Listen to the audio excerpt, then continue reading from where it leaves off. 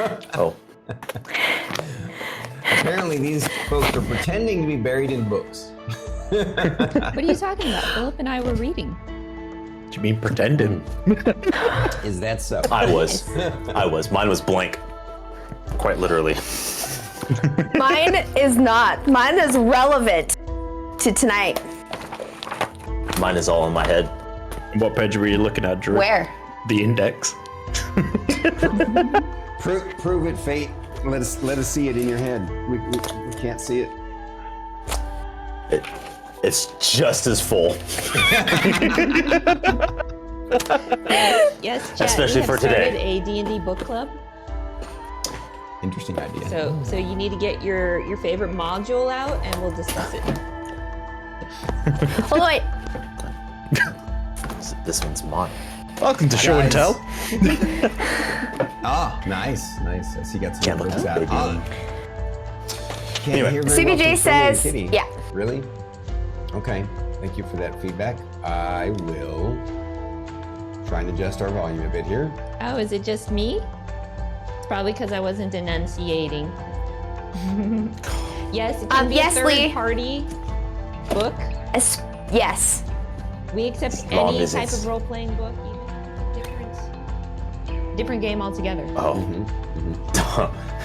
Role-playing books. Is mine? I was gonna say, specifically Dungeons and Dragons. Oh. Testing. Yep. Well- My mic's good. Let me But make an we adjustment. Dungeons is are good. not prejudiced. I got you on the other We do hand.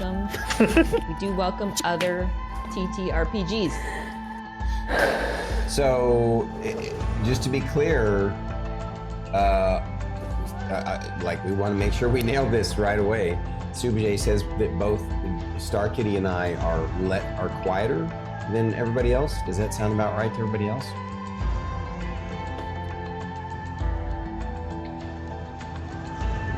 Let's see if I can Say something, Stormy. say something, Stormy. I think you guys are in stereo. Yeah, you guys are on stereo, and Ah, you're right. Thank you. yeah, because I'm only hearing you on the left ear. I always forget which one of these is the one that does it. Testing. No, that's not it, is it? That's the high pass filter. I usually do the low pass filter, and this is. Maybe it's on the. I forget where it's at. Yes. Thank you for bringing that up, SubiJ. Yep. Inferno Night. Sounds like a boss that we're gonna face. What do you think, Inferno Night? Yeah. I mean, we fight a bunch of those in Lords of the Fallen. Skull guys, Inferno. Yeah. They look like knights. We're also in the Souls. town of Inferno as well at the minute. All right, back to mono. How's it better? sound? Did that clear things up? No. I appreciate you, SubiJ. That's important. Totally understand. Yeah.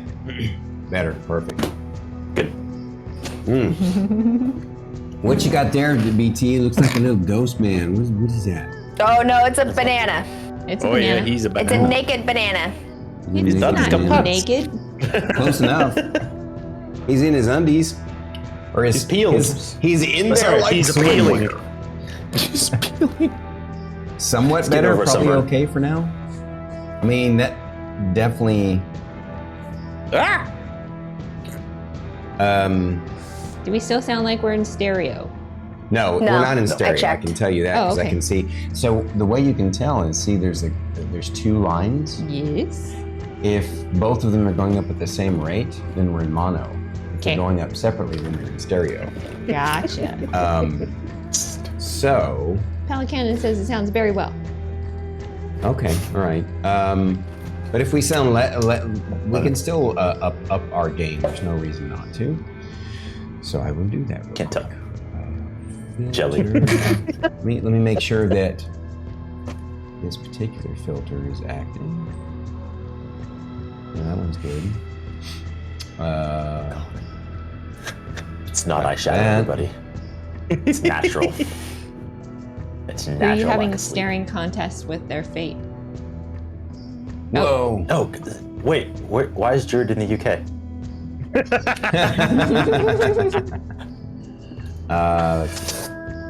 One more filter Oh, shit, BT, we're adjustment, good. and then we will do See you there. the intro. You got to do the dramatic take off of the glasses. Mm-hmm. The dramatic. The dramatic. Just the problem is when you do that, you like ruin it. Yes. Rip off your headphones like I just did.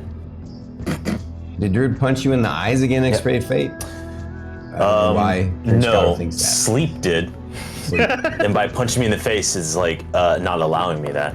This is my natural aesthetic, guys. This is what everyone else sees. I usually don't wear glasses. I just use them for the screen. This is the classic Fate. It's the squinty-eyed. You feeling lucky, Druid? Rinty-eyed. Well, speaking of Fate, we've been talking about our names all this time, but let's go ahead and get the intro since we fixed the audio. And hi, guys. Welcome to our 0.75 episode of our DragonMetal Saga D&D campaign. We are basically in the depth of episode 0, right? Where we are doing the key character creation process for each one of the players individually. And I'm your host and dungeon master, StormyD, and it's an honor to have you join us at Stormkeep for another D&D episode in our homebrew campaign. And over here to my left, my incredible partner, who's always supportive and helpful in everything that I do. And I couldn't ask for a better kitty than this Starkitty. Oh, look, I spoiled the name, but please introduce yourself, lovely Starkitty. Hi, everybody. I'm itsStarkitty, and I am just here today.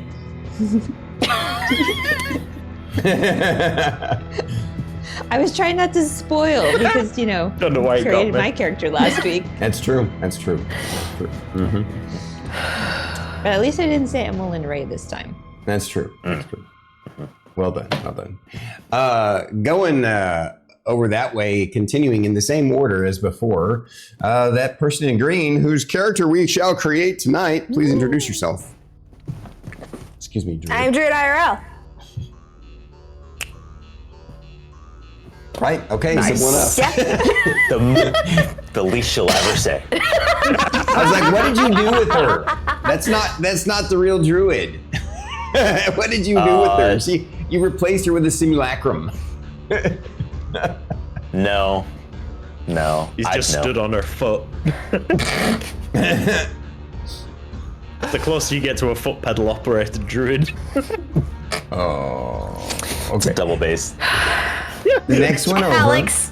We're just gonna move right along on behalf of Druid. Yep. The next one over in that with that fuzzy beard and the great out. He's always wearing great clothes, like a sweater or a scarf. He's just so fashion forward. Please introduce yourself, Thank you. Fate. Hello, everybody. I am extirpatefate.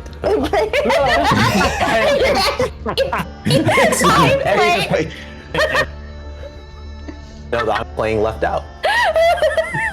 Extra Fate plate, huh? Yep. Extra fate plate! Yeah. Oh no! He's playing left out today. That's his character. Making a note of that name for tomorrow's stream. Extra plate. Extra fate plate. Hold on, let me write that down. That's a good one. I like it. That's all right. I love it. All right, and then And, last but not least, our that way. wonderful clone of Kratos down below. This guy right there. Go with that. Please he's a better one introduce than I yourself, Banana Tom.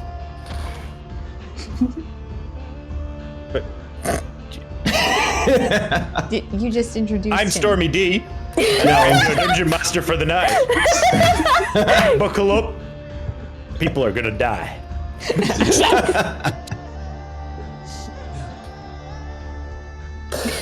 Well said, sir. That is BananaTomOG, and He is our newest member, and we got to make his character last week, and it was such a treat. No. The week sorry. before. 2 weeks ago. 2 weeks ago. I apologize. I'm skipping you again, baby. Yes. It's my character that we created last week. Yep. Last week was phenomenal. And the week before that was phenomenal. And today's going to be phenomenal. We just can't help it. You guys don't miss out on this stream every Saturday because it is always phenomenal. I'm not biased, I promise. I forgot my water bottle in the office. Oh, luckily you won't have to stay around long. Here's some coffee. Virtual coffee. Yeah. So, refresh my memory, guys, what we talked about at the beginning of each episode, each time, we do the intro like this. I feel like we're forgetting something. There's definitely one thing I want to talk about. Well, normally we did recaps, but we don't have anything to recap. So if you want to discuss the thing that you wanted to discuss that you forgot to talk about at the end of Isles of the Mist. Yeah, since we have a lot of amazing folks who are fans of our original first campaign, Isles of the Mist, and saw all or most of the episodes. And if you've ever just been in Druid's channel and heard channel point redeems from time to time, this particular topic will be of interest to you. So I am surprised that especially Fate, I'm surprised that no one ever brought this up to me, but especially Fate never brought up to me. There was a one little bit of interesting kind of aesthetic synergy that I put in that campaign that I neglected to talk about on our epilogue episode, even though I meant to. And so I'm curious what you guys think. It was literally, I'll give you a hint, it was a visually aesthetic little extra touch of detail that I added. What do you think it might be? You're talking about his eyes? Well, that's sort of part of it. Well, it has to do with the color blue. That's sort of part of it too. The only aesthetic thing I can remember is your eyes glowing green. What the else? only other thing. Go ahead. The only other thing that I think, I don't know, the green sea is the only thing I could think of. That really wasn't arguably like defined, but that was something like there were a couple different things that it could have been, which like one of them was there was a green sea like glow when we first came, like as we passed through like to the fog, and then there was speculation that it was the forest, the deep woods being drawn that direction, and there were a couple different things, and I just kind of allowed it to be just I don't know. Do you have any theories, BT, as the number one watcher and fan of the show? I don't know. All right, I'll give you all a hint. I know I haven't given you enough info to actually track on this. Yeah. I'll ask you 2 questions instead. Yeah. What? Actually, I'll make it a compound question. What color was the glow from Fern's people, and what color was the glow from Lorcris's people? Green. No. Yellow and it was yellow and blue. And because the chart, which makes green. Yellow and blue make green. Exactly. I know it's an unimportant, tiny little detail. But I'm just surprised that you never caught it. He's mad at the artist. Yeah, I get. I get. Yeah, I see it. You see it now, don't you? So the in their darkened fallen state. If Fern's people, they radiated that yellow, that sickly yellow color, and in your people's fallen state, they radiated that kind of awful, well, not awful, but that kind of bluish color. And what was their fault? Their failing was that they failed to ever work together. But then eventually you two fulfilled the promise, and by bringing the two together, yellow and blue make green. Which is why, she was like this super green thing, right? And your eyes were glowing green.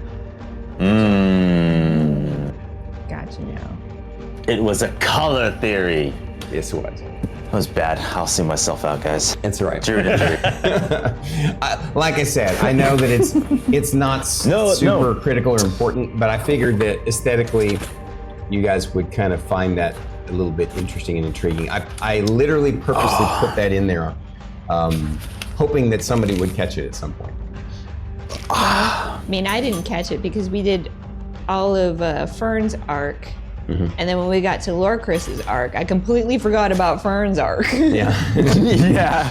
So there was no way I was going to put the colors together. It's all right. No, that's a good bit of subtle, even more subtle than I'm thirsty. Which that was as subtle as a gun. Yeah, I know. I'm thirsty. Thanks, Brylar, for sharing. I'm laughing now, but if that shit happens in future, I'm done for. Oh, it's gonna. Yep. Fully expect it. Thirsty, you say, eh? Yeah, Drew's gonna pee in like 30 minutes. So anyway, thank you for indulging me in sharing that I... That's super cool, though. I like with it. That said, I like that. Well done. I think it's that time, guys. It's time for me to make a character with Druid, and I'm sorry to say this, but that means BananaTom and extirpatefate and itsStarkitty. You guys gotta hit the rope. They look so happy. Here. For the last time, I still know more than you right now. For now. That was mean. For now. But when is anybody ever nice except for Starkitty? I mean, be nice. She's not wrong, dude. I mean, you have two things right there that explain it. Yeah. That's because I love you, Druid. I love you too, Starkitty. Okay, bye everybody. Have fun without us. Enjoy your evenings, you guys. I appreciate you so much. Let me switch over to the, before you guys go, switch over to this one. Cool.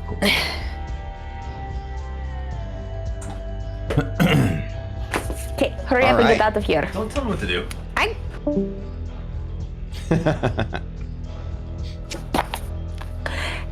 Head pats. You turn that light back on. He's just mad. He's just mad that he got kicked out of here. You totally didn't see him flipping you off behind you.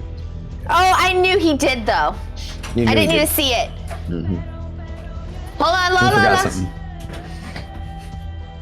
Also, hi, you don't have to move it. It's fine. You're good. It's good. Really, can I say hi? Old Man Garrus. Hey, stop moving the camera. It's fine. It just means you have to move it back later in the future. I'm excited too. This is awesome. Everyone, thank you so much for joining us. We're going to keep chat on tonight for the character creation, just so you know, Drew. We'll be chatting with him occasionally from time to time. And I'm super happy to have you tonight for this. Look at you. You have to take your jacket off because you're so hot. Finally warmed up enough in this room. So Pelican, and for our D&D sessions each Saturday, normally we have chat. I mean, we go what's called chat dark, where we only chit chat with chat at the beginning, the middle, and the end. Or if we get raided, then we will pop in. But that way we stay focused on the campaign and give you guys a really, realistic experience. So I want to tell you guys, Druid and I have already been having talks and chats just to make sure that we're kind of familiar with where our heads are at, get on the same page, just really, it's nice for me to be able to plant some, or not plant some seeds, have her plant some seeds in my head that help with the process of world creation and stuff like that. And of course, you all know that we're going to be, after we create her character, we're going to be doing her one-shot origin story encounter. So that's going to be fun tonight. Make sure you stick around at the end if you'd like to see some cool D&D combat. If there's combat, it'll be an encounter. We'll see how she handles it. Yeah.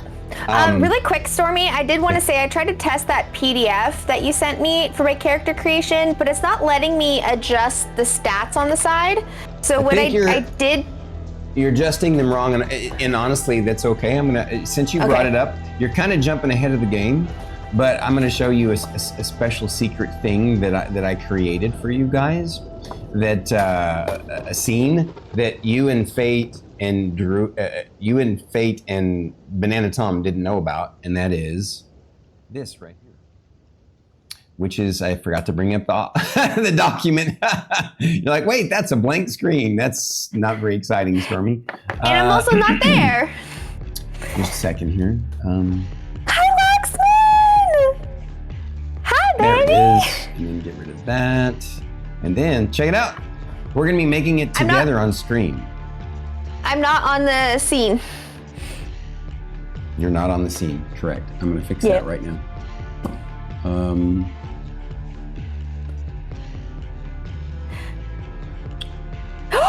Why are you shaving the beard, Laxman? No.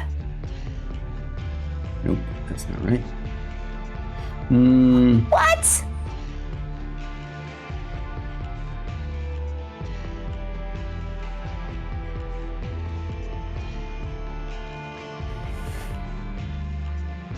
There we go. Okay. I missed this part. I apologize, guys, for being a little scuff. Guess it wouldn't be a Storm Saga game stream if it weren't a little bit scuff. But isn't this neat? Check it out. I love it. I love it. I think, I'm just gonna guess, and I could be wrong. Maybe the problem has to do with your PDF that you've been using. Your PDF It's the one program. that you sent me. No, I meant the PDF program that you open it with. So I'm going to show you, you don't actually change the ability score at the ability score, you put it here. Now, we're going to be doing that process together, so there's no reason for you to have done it anyway. For example, if I go put 18 in here, it automatically changes the center area to a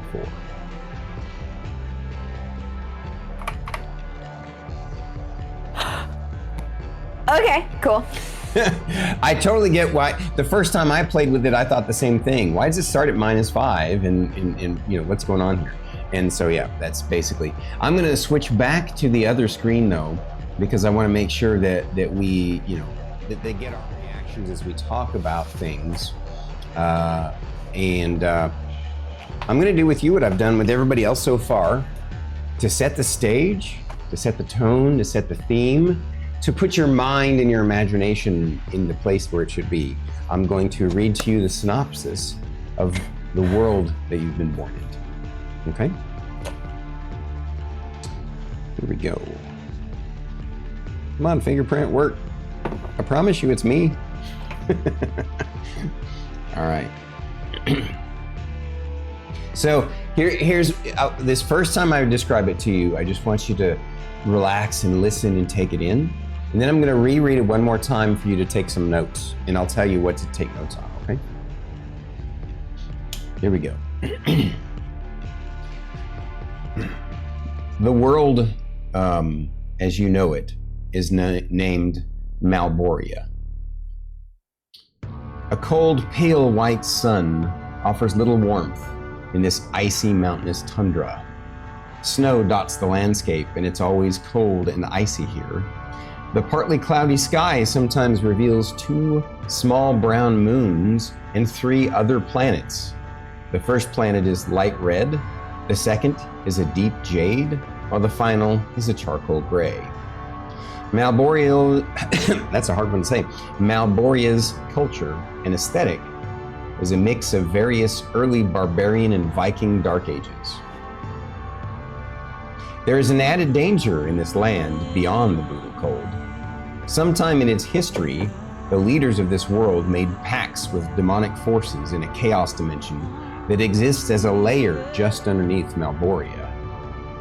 This opened up the world for these demonic forces to start filtering in and taking over using subterfuge. There are at least half a dozen primary warlord clans, and although most of them follow the Valkyrian Elemental Arc Souls religion, and I'll talk to you about that in a little bit. Many of these clans are actually controlled by demonic generals in human disguise.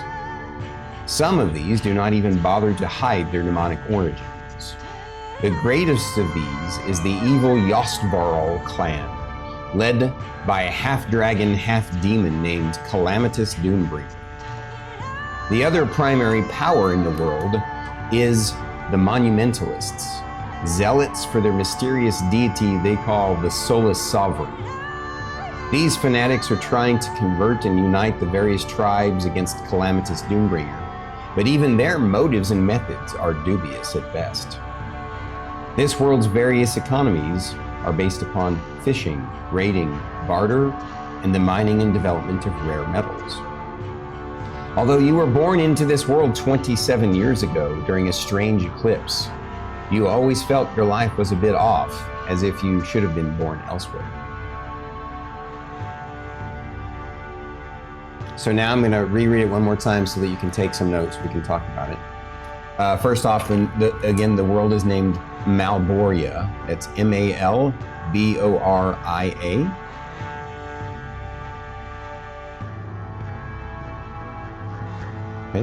Okay. The main note here is a cold, pale, white sun offers little warmth in this icy, mountainous tundra. Snow dots the landscape, and it's always cold and icy here. The partly cloudy sky sometimes reveals 2 small brown moons and 3 other planets. The first planet is light red. The second is a deep jade. Hold on, you're going too fast. Sorry. One planet is... write slow. Yeah, it's okay. One planet is light red. I'm still writing tundra. Well, you don't have... I mean, if you just want to put tundra, is icy mountainous. I'm making the... Okay, you do you. It's all right. We'll be here as long as you need, even if we got to go long. So there's a red planet. There's a light red jade planet. There's a deep jade planet. And a charcoal gray planet. And of course, they kind of... you can see them in the sky at various stages of the day or night. Same thing for the 2 brown moons. Okay. One of the key things here is that Malboria's culture and aesthetic is very much that, barbarian and Viking Dark Ages. As you can tell from some of the names that I have there, it's got a very Viking aesthetic to it.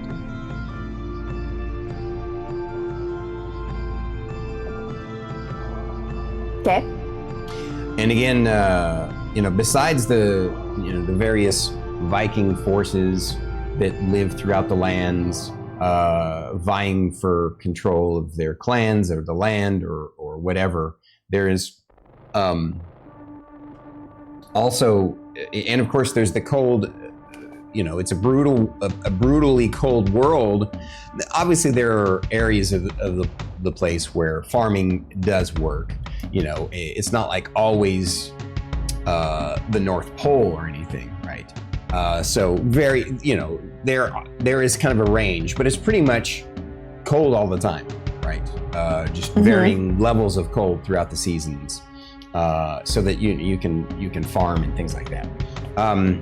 The other thing that's interesting is in its history, sometime in its past, the leaders of this world made pacts with demonic forces in some sort of chaos dimension that exists like as a layer either underneath or around or beyond, however you want to view it in your mind. And because they made some of these pacts, it basically opened the door to these demonic forces to sometimes come into the world, either overtly or covertly. Most of the time, they're primarily covertly, but there are exceptions to that. So throughout, I said here that there are at least a half dozen primary warlord clans. I literally mean primary because there are probably a dozen more like minor warlord clans, that exists.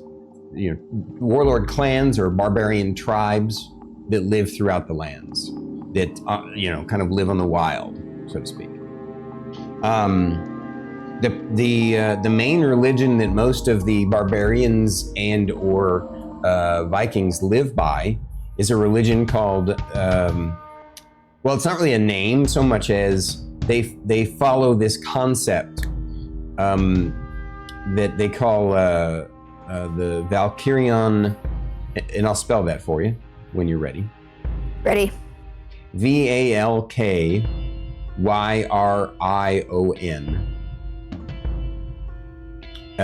Basically, they believe that there are four supreme beings that they call the Valkyrions, and all four of these arc souls, they're almost as if, in a way, they're sort of like archangels, but they're not, because angels is more of a, I guess a Western Christian motif, but they are considered arc souls.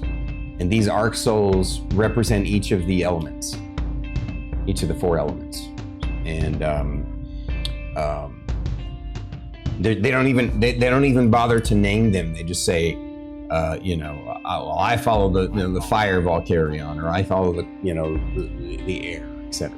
Mm-hmm. However, so as I explained before, there's the demons are filtering into this world. Some don't even bother to hide their demonic origins, and the most well-known among these that in your area of the world is mostly just kind of rumors filtering in, is that an evil clan called the Jostvarl clan, and that's JHOSTVARL. And I have that all one word, and the J and the V are capitalized, but that's really just, visual aesthetics.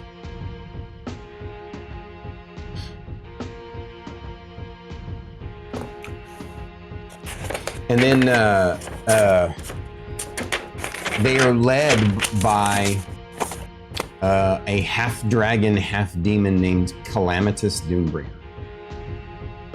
And that's CALAMITUS, and then Doombringer.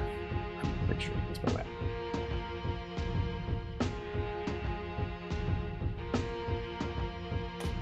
Okay. So the other kind of primary power vying for this, there is a group of humans that live in a distant area of the land that are filtering down and trying to basically they're I'll just reread it to you again. The other primary power in the world is the monumentalists. These are all religious zealots for their mysterious single deity they call the Soulless Sovereign. Their goal is to convert and unite all the tribes against Calamitous Doombringer.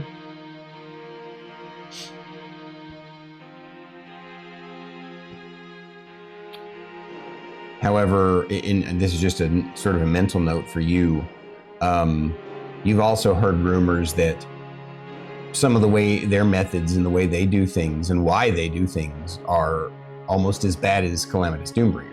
He's more overt. They typically just, they are too. They basically sometimes make war on people that they can't convert. So, or you've heard, it's not in your area of the land yet. So, but you've heard stories about them torturing people and all kinds of awful things. So, how now, unfortunate. And the last bit of thing you might want to take note of is this world's various economies are based upon fishing, raiding, barter, and the mining and development of rare metals.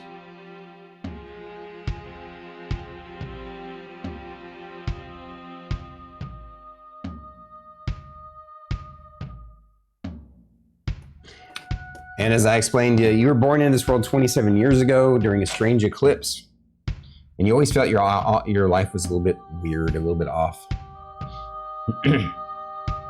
Not in a bad way, just that you feel like as if part of a little bit of your wanderlust is because you feel like you should have been born elsewhere, or just called to seek other things. So that is the description of the world. Now, as I explained to the folks, you and I have been chatting about some of the things, the ideas that we had for your character. Now that I've described to you the world that you reside in, how does that color your perspective of some of the things that we've talked about? I like what we've already developed so much more now because of this. So I'm keeping everything that we have talked about thus far. Right. Very good. Very good. Okay, cool. So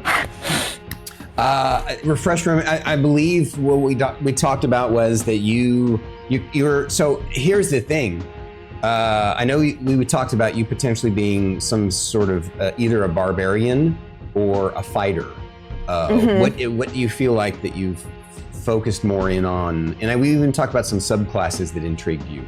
Yeah. What do you feel like now that we've talked about things? You said that it seems to reinforce what you wanted even more. Because I know I was like vacillating between the barbarian and fighter for a while, but I really like the idea of playing a rune knight. And I feel like the rune knight is just wild enough to kind of go with the theme of this world that she's going to grow up in. Absolutely. But not like the personality that I want to give her doesn't match the rage. Because if she has felt like she doesn't belong, then why would she fall into that barbarian mindset if she's felt? I agree wholeheartedly. I like where your head's at. I think you're 100% right. Now, obviously, we'll have to slightly make some adjustments. Obviously, you're starting at first level, and Rune Knight is a subclass that doesn't hit until level 2 or 3. 3. I believe. 3. Yeah. And so, but there's nothing wrong with planning ahead what you're thinking. And I 100% agree with you. As we discussed, I think the Rune Knight is one of the choices that you are intrigued by that really fits this world. Yeah. Big time. Really fits. Yeah. Especially with like the different like demonic-ish creatures and like some of the features of the Rune Knight like could play into that. I don't know. I'm just exciting. Getting chills. I like it. All right. So, so obviously we already know our character. We want to make our character, your character, a fighter, a Rune Knight, down the line, and that obviously fits from the standpoint of the world and the aesthetic of the world, 100%. Yep. And I love that you're trying something new and different than Fern. In fact, we've just discussed that this character concept you want to have a completely different kind of personality type. Yeah, complete polar opposite of Fern.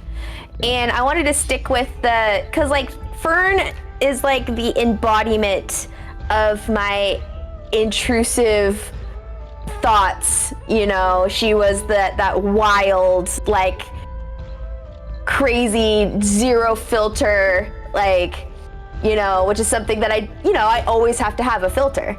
Yeah. You know, and so being able to play a character that had no filter was amazing, and I loved it. And so that's like a little thing. I could slip into character of Fern, who's been flushed out, and, you know, people understand it's a bit at this point, but so with this character, you know, I wanted to do something completely opposite, but still stick to that theme of highlighting an aspect of myself that I don't get to utilize as often in a constructive or positive way, you know? Okay. And what can you elaborate on that? What sort of personality trait or, you know, outlook on things is it that you would like to kind of, you know, tell us about? Well, you know what? We're jumping ahead of ourselves. We're talking about her personality, but first we should talk about what race would probably fit for the character, since we're making her, because that will also help color her personality, I think. And of course then we have to flesh out her background, which would also help to filter out. You know me. I like to have the three things. I want to have the character aesthetics, all that, the background, and then of course the personality and their motivation for being an adventurer. So, I know that when you and I discussed, there were a few different races that we were tracking on, and I did explain in this world is a bit more limited because some of the races don't exist on this world. Of the races that do exist here, which one kind of appeals to you most? What do you think is going to fit the best? No, so I still want to do ASMR. Perfect.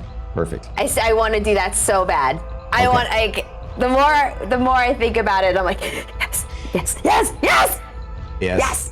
It definitely fits this even better. And again, I had mostly written this synopsis of the world previous to our discussions, so it was really cool that some of the things that you were already thinking about really fit with the world that I've created.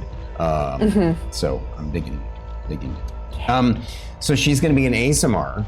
I will say this though, since just because of the way things are going to unfold during the one-shot origin story, I feel like she should only be kind of, and also because of the way the aesthetic of this world works, I feel like she should only be kind of mildly presenting as an alternate race. In other words, like,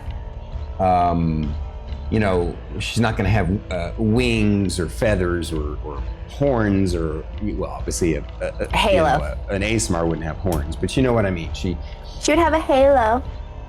The halo probably would make you stand out a bit too much. I think the idea that maybe since she's, so the thing about an ASMR is they have celestial blood in their lineage. Doesn't necessarily mean that they were born directly from a celestial or even two generations past. It could be that she was born of someone who relatively seemed human, right? Yeah. But then for whatever reason, the genetics, the evolved genes came out in her. And it's going to be why she's going to be a little bit more, you know, when, you know, how I will roll her character stuff up. I tend to roll kind of aggressive OP. So I think that, not OP, just aggressive. But what are your thoughts on how you want to make her look? Okay. Because you had some ideas that sounded really cool to me. Yeah. So, I am a sucker for, like, the bright platinum white hair. So I want her to have that, like, where it, with, like, highlights of like platinum blonde. So it's like that bright white with like tints of gold, a little bit of like that bright gold blonde kind of mixed in. It's white, but it's highlighted with that platinum blonde. Oh, okay. And with like bright golden eyes, where it's that like golden hazel, where like not like that hazel green, but like that bright gold haze, like where it's like kind of like it really pops. And then almost as if there's a slight almost glow to it. It looks like a cat's eyes look at night. Yeah. It's during the day, so yeah, I like it. Yeah. She is gonna be 6 foot. Okay. She's gonna be tall. She's gonna be big, strong, and tall, and nobody could stop me. I love it. It's perfect. So she's gonna be 6 foot tall. Knowing you after some of the chats that we've had, there was one Bandwidth and Banter episode where we were chatting with somebody. I don't remember which one it was, but we talked about what sort of superpower you would like to have, and I think you had said something you would want to be like big and strong. So do you want to make her kind of, do you want to make her like a bodybuilder style lady, or do you want to be more like Gal Gadot, Wonder Woman style strong? Like, what are your thoughts of how she's going to look physique wise?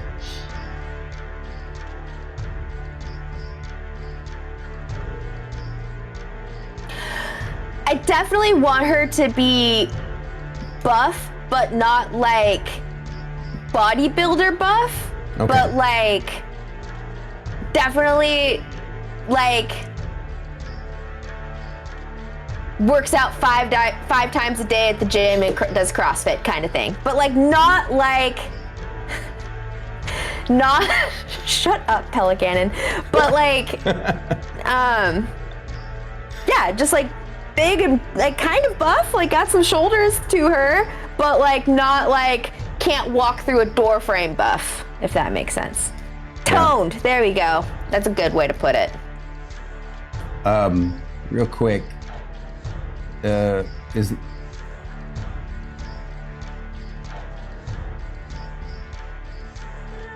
interesting. Is Laxman one that you're aware of, or is that a new one? Oh, Laxman is the adopted child that like from my store. He's the adopted teenager. Oh, cool. At my job, yeah. Gotcha. Cool. Be careful how you use that. Yeah, but be kinder, Laxman. I know I have your mom's number. I'll call her. The comment about CrossFit is kind of pushing my envelope. So just thought I'd let you know. All right. So, no worries. I know you don't really mean anything bad by it. I know you don't mean anything bad. But choose your words wisely. Yeah. So back to it. I like it. I like this aesthetic. So then let's talk about her a bit more. We got her race figured out. Oh, one thing I'd like to add, if it's cool with you, to her aesthetic is on her back along the her shoulder blades. There'll be like a raised bump ridge, like a line that's about this long on each side. And it'll be a strange bump that she just grew up with, along with her shiny golden looking eyes and her platinum white hair. It won't do anything. It won't mean anything necessarily, but it would be something that she differentiates her, but also she can hide easily. Yeah. Okay. With her buffness. Okay, so, wow, I love the aesthetic of her. She sounds really amazing. Well, with the skin tone, I still haven't decided if I wanted her to be like slightly tanned still, or if I just want her to stick with that pale white. Well, now that I described the world to you, what do you think fits better? Probably the pale white. So she's just pale So she's AF. almost like albino looking in a way. Pale like AF.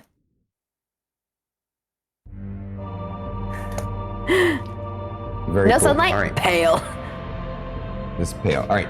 So and we'll add all that stuff once we get to the character sheet creation. We'll start putting that stuff. All right.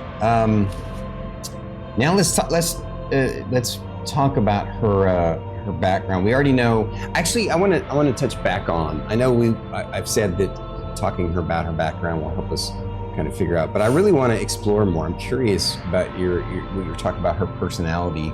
There's another side of you that you want to explore with this character. What is that? Share with us so we can kind of be thinking about it while we move along. Skin color chalk white. Yes. So I used to be in a management position at my job, and there was oftentimes that I would try to utilize the skills and everything that I've learned in being in food service forever. And like, I was actually a shift supervisor, and I got so much pushback from my upper management in how I navigated being a shift supervisor. When the people around me said that they felt heard and accepted, and like they learned from me, and they felt great working with me as their boss. And like, I did end up stepping down when I cut back my hours.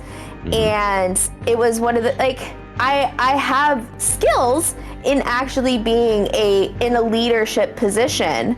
And it's one of those things that I don't get to do in a fulfilling way anymore. So that's what I would love to do with this character, is to take on that Emmeline Ray role, but in a little bit more, like, not stern, but assertive. A little bit more assertive, and like, you know, I want to be able to explore that leadership side of me that I like it. Chat also doesn't get to see. Laxman have seen it. I like it. You know, but I want that. I want to have the more serious character this time.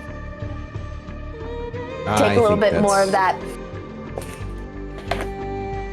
I think that's perfect. I think it's wonderful, and I love it. All right. Cool. So,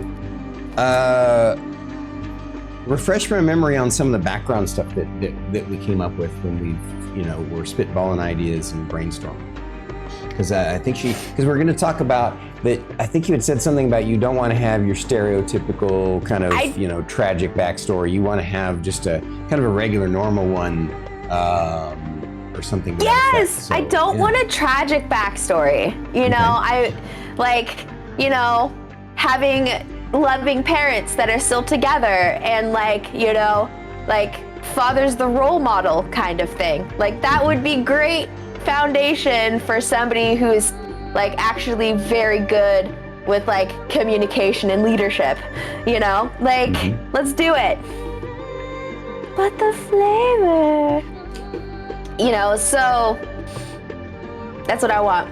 Okay, so I think we touched on that we were thinking that it would be cool to have your father and mother be farmers, and that your father was like a retired,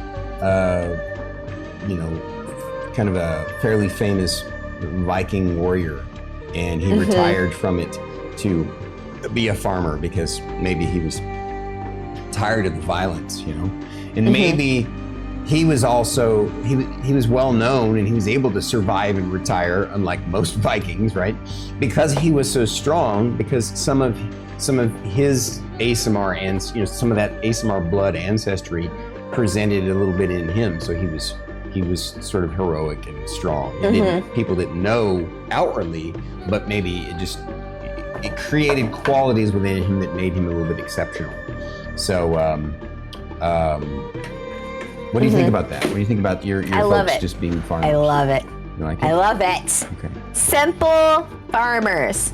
And I kind of feel like your dad would, you know, he wouldn't want to push his life choices on you. He would obviously have taught you why he chose to give up the life of a raider. But he would let you make your own choices and trust that, you know, he at least instilled in you a good moral compass to do the right thing. What do you think about that part too? Does that work? Yep, because she would want to emulate him, right? If you know, if he's a folk hero and he did all of these fantastical things and she grew up learning these stories, like she would like hold on to those as her sword and shield, like that. This is what he would think, you know. And maybe, what do you think about this? We didn't talk about this, but what do you think about your mother? Is kind of an exceptional person too, in that she was the kind of the impetus for him to make that change in his life. He, like, once he met her, he saw that she was just a very put together, confident, successful as a person, and she was enjoying her life as a farmer or whatever, and so she kind of inspired him. And does that work for you? Does that sound? Yeah. Okay. Anything else that you want to add on to that backstory that to put a little bow on it? What kind of crops would they farm in this rural Viking area of desolate wasteland? Well, it's not a desolate wasteland, to be clear. It's you know, it's just very imagine. Well, I mean, I guess where Karen Shikato lives, right? You know, there are places where it's there's plenty of different kind of crops that can grow, from wheat to I don't know enough about agriculture to know what's a hardy crop, but basically all the types of hardy barley, crops. potatoes. Yeah. So. What now? Maybe he was both maybe he was both a farmer and a fisherman. You know, maybe both of those things. I don't know. Or you could even just say he's a fisherman if we want to backtrack it and say he's not a farmer. Cabbages, potatoes, carrots. Skyrim crops. Yeah, there you go. Corn, yeah. So, is that cool with you? Does that work? Yeah. All right. Beans. So, Right, cabbages, potatoes, carrots.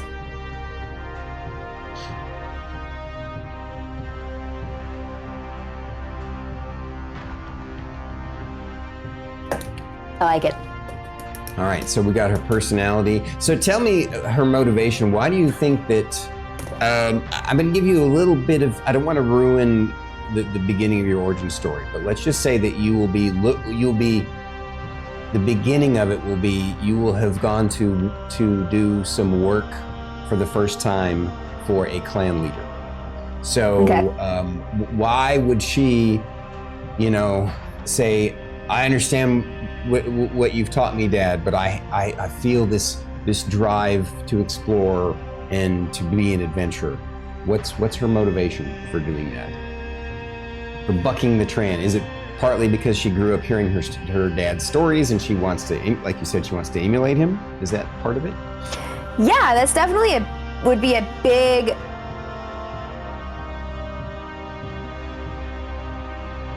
I feel like a big motivating factor would just be like, why you had that same wanderlust, like you had that same want. So why are you gonna try to take that from me when I've done nothing but like hear these grand stories from you? And I want to prove that I am just as capable of doing that. I like it. Don't worry about them. Let's focus on me now. Yeah. I think it's great. Okay. So is there anything else that you want to add to it, to her motivation, her personality, and or her backstory and aesthetic?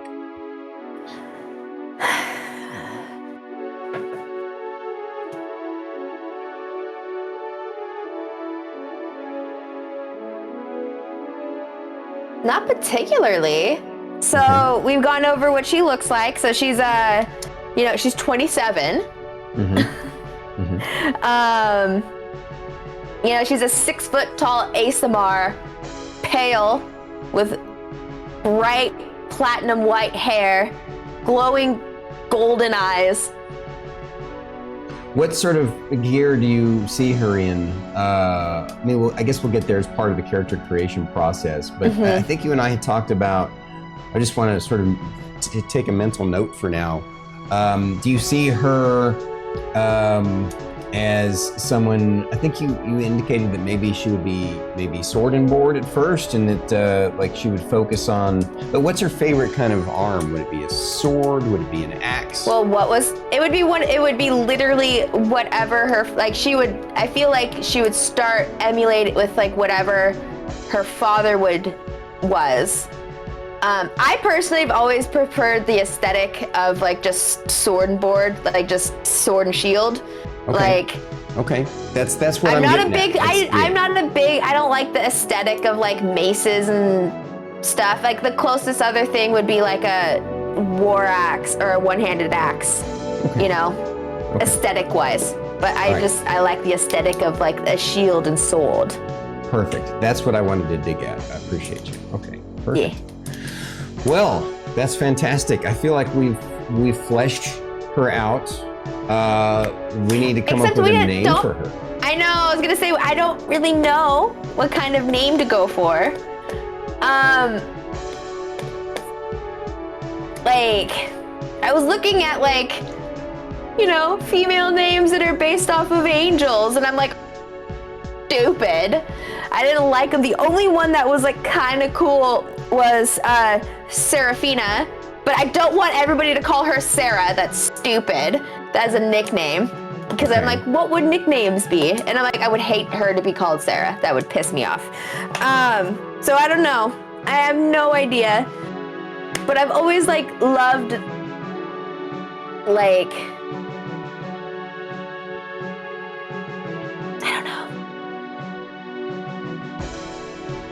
I don't know. Any ideas? Any ideas? I'm open. Athena? I'm thinking. Athena's good.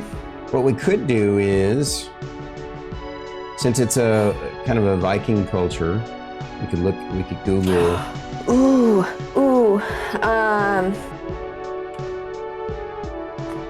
Hold on. I just had a thought too.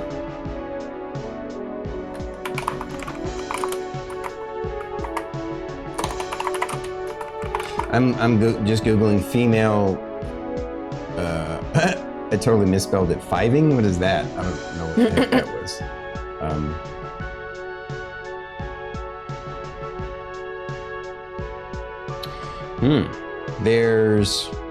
I'm just gonna name off a few names that I see here from my initial search. There's Astrid, Freya, Frida, Brynhild, Embla, Ingrid, let's see, Gertrude, Gunhild, Helga. That would be funny if you named her after your character from, let's not do that. No. Ooh. Thyra, Thyra. It's kind of cool. Thyra. Ooh, that's kind of cool. Yeah. Well, I'm gonna write that down. Thyra. I think we're looking at the same list. It's probably the first thing that came up from Google, right?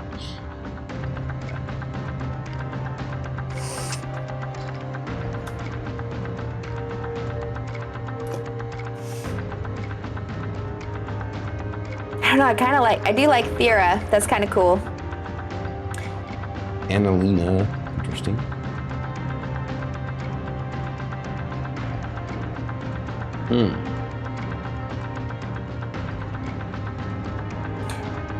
I feel like Freya is like way too close. Yeah, it's too on the nose, right? Yeah. Ingrid. Yeah, I was gonna say, well, that's the hero's daughter, I guess, according to this very American list of names here. Runa. Phoebe? Since she's gonna be a rune. By the way, since she's coming from a Viking world, we're not gonna call the subclass Rune Knight. We're gonna call it Rune Warrior instead. Okay? Yeah. But yeah, there's a name called Runa. Runa, that's kind of too on the nose though, isn't it? Runa the Rune Warrior. Yeah.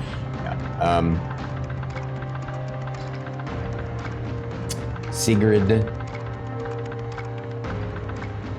Svanhild. That's cool. Svanhild. I still like Thera. It's both Greek I know, and actually, I really Scandinavian like for Thera. shield bearer. It literally means shield bearer. All right, fuck it. So Let's do it. T-H-Y-R-E, T-H-Y-R-A it is. Let's Yeah, let's Thera. move over to the character template. So, question though, do we want to do the thing like how Vikings would do, where their names would be like, their last name would be like, you know, so like she would be Thera, daughter of whatever her father's name is, right? That's how they would identify themselves. That's going to be up to you. What do you think? Do you want that? Well, that would be a cultural thing. Like, is that something that they would do on this world? I don't see why not. Okay. If Because you're going like that. Vikings, you might as well go. If you want to go Viking, we need to do the thing. We need to go all out. Yeah. So what's her father's name then? Let me come up with that for a second. First, I want to figure out why I can't type here. What's going on?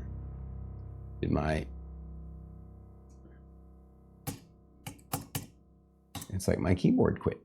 Let me type in chat. Nope. Ragnar. Oh my goodness. Yep.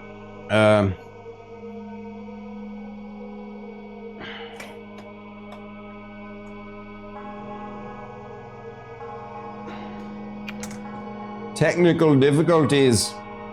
My keyboard is literally... There it goes. Whoops, that's not right. All right. Thera. It was... Well, how about this? I don't mind coming up with a name for your father, but I kind of like Tyr's daughter. That looks pretty cool. That means her father would be named Tyr. Right. It sounds like I need to look at that and see if that's an actual kind of.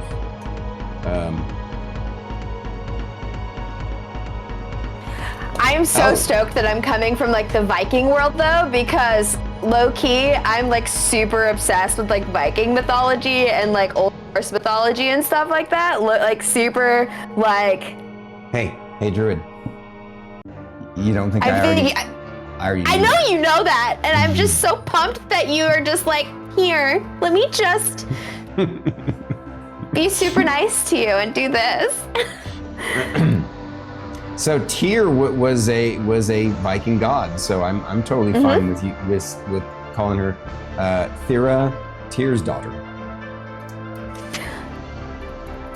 If that's cool with you. Did I spell it right? I think I did. You like it? You like how it looks? Yeah.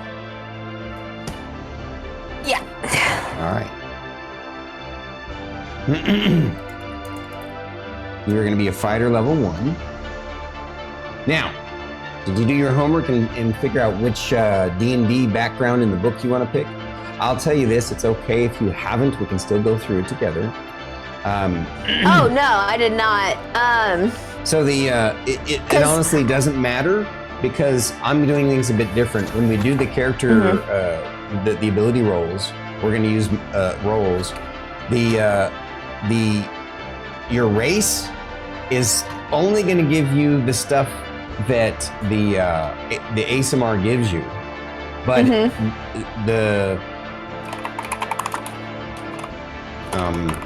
you're not going to get any ability score increase based upon your race. I'm not using the older 5e rules. I'm using the potentially new one that they've been talking about, where basically whatever race you pick, I'm going to give you 2 points to spend, and you can put them wherever you want.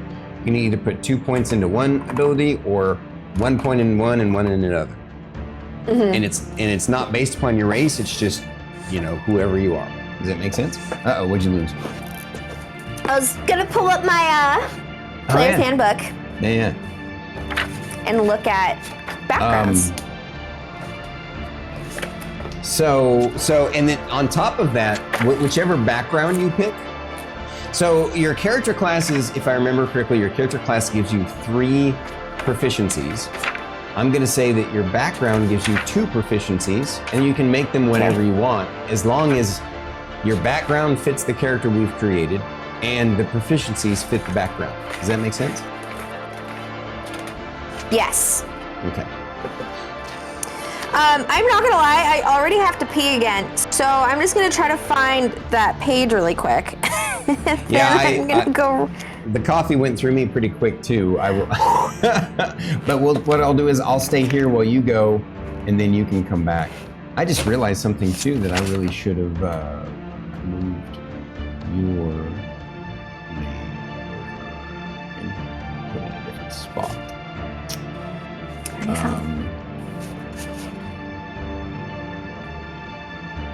Goes by races first. Oops.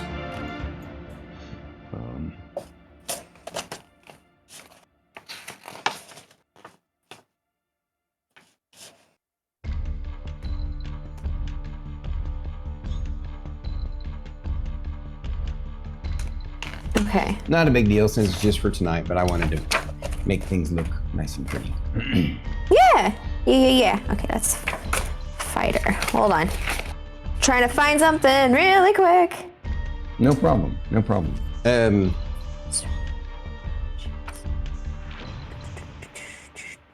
Ooh, okay. I found the background. You found the backgrounds? Yeah. So again, you can create. The other cool thing is, well, yeah, Pelican. It depends on how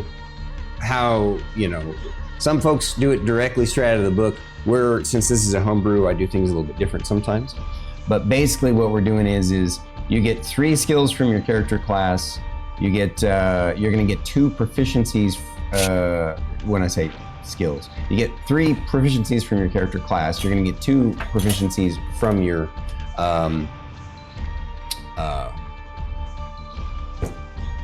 from race, 3 from class. Yeah, 3 from class, 2 from your background, and then you'll get a some sort of tool proficiency, tool skill, and you can come up with the name of your background if you want. It doesn't have to be one from the book, but if you like one from the book, that works too.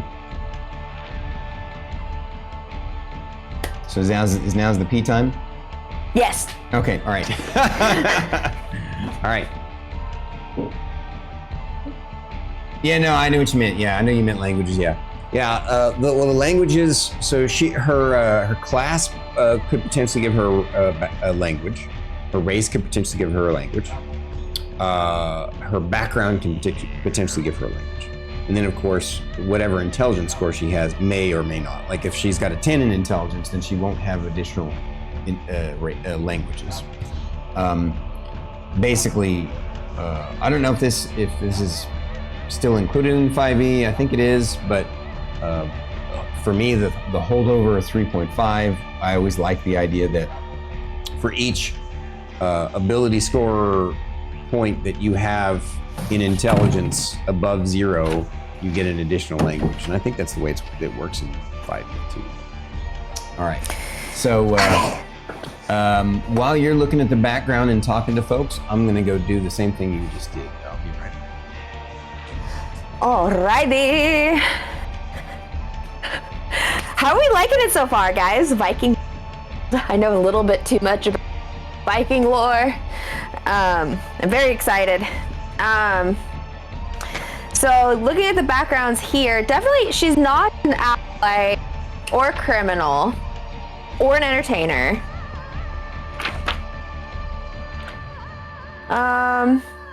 Or guild artisan. Or noble. I mean, kind of noble-esque. First time playing D&D, I didn't know my background was because I used too many websites that didn't specify it was homebrew content. Thankfully, DM agreed to it. So I was thinking maybe soldier. Soldier would be really good.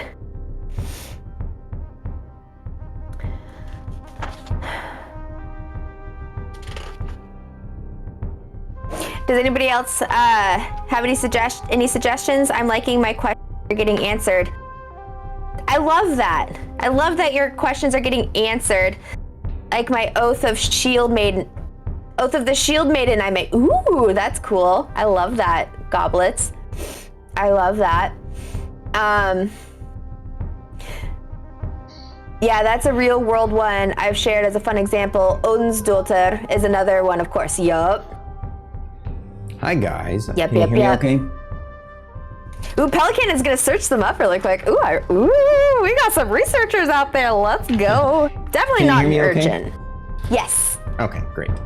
So, so I'm looking at the ones that are in the book, and I mean, soldier is probably like the closest one, kind of, but that's like soldier vicariously through other. Pelican is like gonna search some up and was like City Watch, Night. Definitely City Watch wouldn't work. Night doesn't work because there aren't knights in this particular world. Outlander could work. That's true. Yeah, because I was actually thinking Outlander because like technically like living on the outskirts. Yep. You would be living in the outskirts, the wildlands. In the farm. Yeah. Outlander. It fits. I like it. You want it? Yeah. All right, Outlander. Here we go. Outlander. Now, like I said, when you're ready, make sure you if you have something to write down or whatever, because you're gonna get 2 proficiencies, 2 skills from your background. Also, a language from your background. You're gonna get a language from your race. Of course, you're gonna have common. You're gonna get a language from your background, and then depending on what your intelligence score is, you may or may not have additional languages, which, so common and celestial with my background, right? Yeah, I was gonna say, but we'll get to that part. Well, those are gonna be down here in the. Yeah, I found it. Yeah, proficiencies in languages. I would rather us write the proficiencies first before putting in the languages and do those last. So. Okay. All right. So we already know this is obviously her race. Need some more. I spelled it right? So you know me. I feel like alignment should be kind of fluid. It's not really. I'm not a big fan of it philosophically. Because you can't really boil down humans to this person is like this, It's really just more of a core guideline to their moral compass. So, what do you think the core of your moral compass would be, alignment-wise? You're okay? Well, at the start. I stretched and then my shoulder popped and I was just like, ooh, but everything's okay. Okay. Pelican put Rune Carver, which is actually kind of fun. That's actually not bad. Do you want that instead of Outlander? Hold on, let me see what it's. Rune Carver? Background. Lawful chaos. That's an oxymoron if I've ever seen one. I mean, I'm a chaotic person playing a lawful good character. I feel like there's gonna be a lot of like. Oh, you want her to be lawful good? You've already decided that? At least for starters, she has like and it's not like the laws of the land. It's her own like perception of what she assumes her father would assume. Wouldn't that be more neutral good then, though? Because Sure. it means that because somebody who's lawful good tends to try and follow the law of the land more closely. I think at least with neutral good, it gives you a little bit more leeway as far as having your own moral code, if that makes sense. Mm-hmm. I kind of like lawful neutral is a personal code, I thought. Well, that's one way of interpreting it, but still, the lawful neutral people tend to follow the laws of the land that are around them, and she's gonna do that sometimes and maybe not. I feel like the cool thing about neutral good is it basically means sometimes you follow the laws of other people, and sometimes you follow your own moral code. You have to align them. And that as a good person, you generally want good outcomes for others. You have compassion and empathy for others. So, but really, it's going to be up to you. She's also a warrior too, right? So she could be chaotic good, or I definitely don't think chaotic neutral suits her. But no, that was Fern. Yeah. You could even make her just straight true neutral. So I don't like the book's interpretation. I don't in all the I don't know, decades that I've been playing this game, I've never liked the book's interpretation of true neutral, because I honestly believe that most actual human beings are, almost all of us, kind of hew closer to true neutral. A true neutral person is not the way the book, like I said, philosophically, a true neutral person, basically they're we're all true neutral to a certain degree. You might have a compass that leans a certain way, but I don't know. I like Pelicans. Do you pay taxes? No, but I didn't rob the bank. Right. That's neutral good. That's actually a really good example of neutral good. Mm-hmm. Is there any way that we could mash together like the Outlander and the Rune Carver? Because I really like the idea of like, maybe because like if we're gonna be going from like with like Viking ideas, right? Mm-hmm. Rune carving, rune casting, is a very feminine magics, right? And a rune. Maybe you learned the skill from your mom, the actual rune carving. Exactly. So, and then that would transition to her being the rune warrior, combining the two things that her parents have taught her.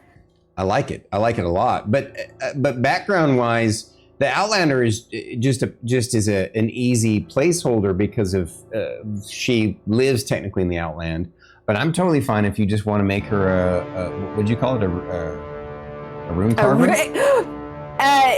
Jotun Red Wolf called it a rune lander. I see that. That's funny. I don't think that's actually a thing. Come on, there we go. Yeah. I'm totally fine though if you want a rune carver. Okay.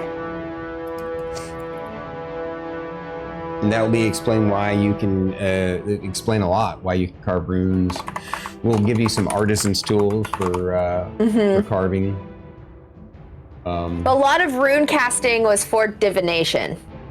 Yeah. Just throwing that out there. Sure. Mm-hmm.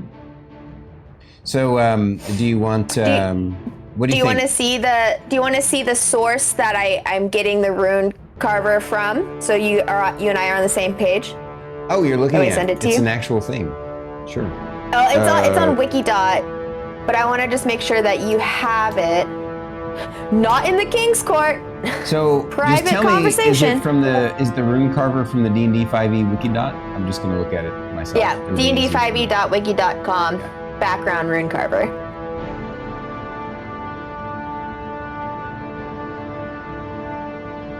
You can take from that as much as you want. For the personality traits and stuff, I would rather you just pick stuff that is meaningful to you. But if some of the stuff that's in that list fits, then go for it. So you would start off with... skill. Now, again, I'm going to say instead of picking those particular skill proficiencies, you can pick whatever you want. If you want to pick those, that's fine. The tool proficiencies obviously make sense. You're going to have one set of artisan's tools. I don't know why it would pick giant as a language from that. I can sort of see it, but honestly, you can pick whatever language you want from your background, because it's going to be coming from your mom and your father. And I concur with, and honestly, you can customize the equipment too. You know me, I prefer customization over just placeholder stuff, but you can also use whatever you like from that. If you want to use it all from that, that's fine too.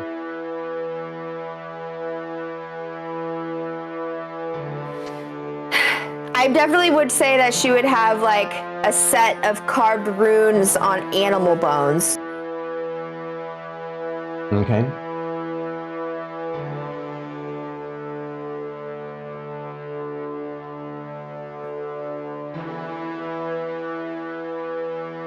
I'm getting a little too excited right now. I can tell. And I love it. I love it. So we're getting ahead of ourselves though before we write all this stuff, because remember, I want to do all this stuff kind of in the order that I normally do it. I know, I'm sorry. I'm a hop, skip, jumping around kind of person. It's okay. It's okay. I get it. So alignment wise, what did we settle on? Neutral. True neutral or neutral good? Neutral good. Okay. All right. And then now let's go ahead and roll her up, shall we? Do you have a place where you can write down some rolls? Yes, I have at least 3 separate notebooks in front of me right now and some scrap paper. So, right. You know, I was prepared. Grab a notebook. I'll be doing it along with you. At the bottom of the page, we're gonna roll 4d6 6 times. We're gonna do this twice, 2 sets. Pick the best of the 2. What's gonna happen is you're gonna drop the lowest die of the 4d6, and any ones you re-roll once. So, can we? We'll start one at a time. Okay. Yeah, we'll do one at a time. One step at a time. So, okay, step 1. Roll a 4d6 for your first step. Now. All right. Any ones in there, re-roll it. No, there was no ones, but my lowest was a 2.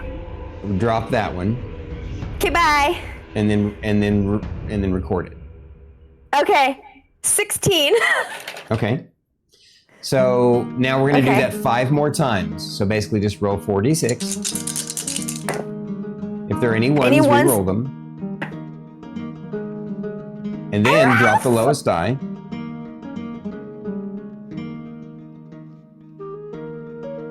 No, you need to tell me what they are. Okay, so I had 2 6s, a 1, and a 3. I re-rolled, and then I got another. I feel like I need to show you. Oh, you got an 18. Cool. Yeah. Good. So far I have a 16. I have a 16, 18. All right, I'm gonna roll. 46. All right, so I rolled 2 3s and 2 4s. So 4, 8, 9, 10, 11. All right, so this one's an 11. Okay. Okay. Next one. I'm gonna roll it again. So I got, I rolled 1 6, 2 5s, and a 4. So another 2 5s and a 6 16. is gonna be a 16. Yep, very good. Yeah. So far, so good. So far I have 16, 18, 11, 16. I have the same. She has been blessed by the gods this day. For sure, yeah. Keep going. All right, so I just rolled a 6, a 4, 2, and a 1, so I'm gonna re-roll the 1. Yep. For another 1, do I re-roll again? So then you just drop that 1, so the 6 and the 4 and the 2 is a 12. Okay. So 1, 2, 3, 4, 5. One more time. Yep. This is wild. This is because all of you guys are here with me. I've been blessed this day. All right, I rolled a 4, a 6, and a 5. A 4, a 6, and a 5? And then a 1, so I'm gonna re-roll the 1 again. I feel like I should have had a camera on this. I feel like. I believe you. It's all right. I know. I rolled a 3, so I'm gonna drop that. So it's a 6, a 5, and a 4. So whatever that totals to. That's a 15. Jesus Christ. So now what we're gonna do is put a little line under that. I'm gonna add this up. So far you've done really well. 14, 15, 28. Wow. Okay. So I like to add up the second row of dice to give me a basically a baseline of how well she did. And she did super well. Not the best I've ever seen, but very high up there. One of, definitely top tier. The best I've ever seen, I swear to God, added up to a 34. It was crazy. Starkitty usually rolls crazy, but at any rate, all right, we're gonna do that a second time, so you have a chance to do better. It's very unlikely you'll do better than this, but we're gonna try. So, all right, yeah. So I got a 4. So I rolled a 3, 2 4s, and a 5. So 5, so 8, 13.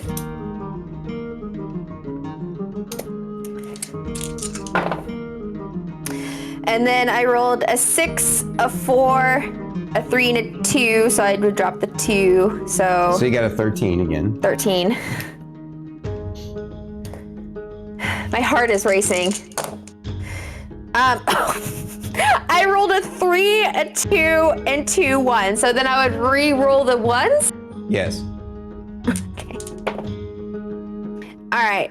Then I got a 6 and a 4. So a 6, a 4, and a 3. Another so 13. 13. This is funny. This is comical. So far, 3 13s. Oh my God. And then I rolled a 6, a 5, a 4, and a 4. So that's going to be a 15. Okay. Wow. This one's still not bad, actually, but And then I got a 6, a 6, a 4, and a 3. So that's a 16. 16. If you roll an 18 with this next one, it might end up being... Probably won't be better, but it'll be close. No, I got another 13. Are you kidding me? That's hilarious. So 1, 2, 3, 4, it's 12, and 11 is 22. Or 12 and 11 is 23. That's still actually really good, believe it or not. That second set is still a really good set. But obviously you're gonna go with the first set. So, obviously we know, since she's gonna be a rune warrior with focuses on sword and board, I'm assuming you want to put your 18 immediately into strength. Now remember, you don't necessarily have to, because you are going to get 2 points to spend separate from everything we just rolled. Yes. Okay. So, and now you can put those points into one thing or put individual points into 2 different ones as well. Yeah. So where do you want to put that juicy 18? The 18 is definitely going to go to Strength? strength. Okay. And then it might be easier to now place the lower numbers first, the 11 and the 12, unless you want those to eventually like fill out to make something not that weak. I don't know. There's lots of ways to put this. As a warrior, you're gonna want a lot of hit points. If you're gonna be wearing medium armor, the best dex modifier you're gonna get is a 2. So I don't think we need to put more than like,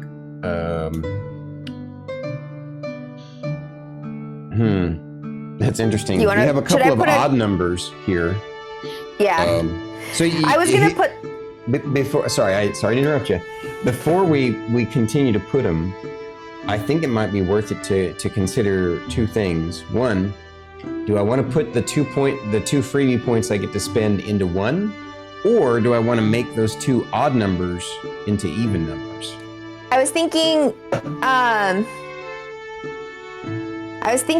about getting those 2 odd numbers to even numbers, so it would be a 12 and then a 16.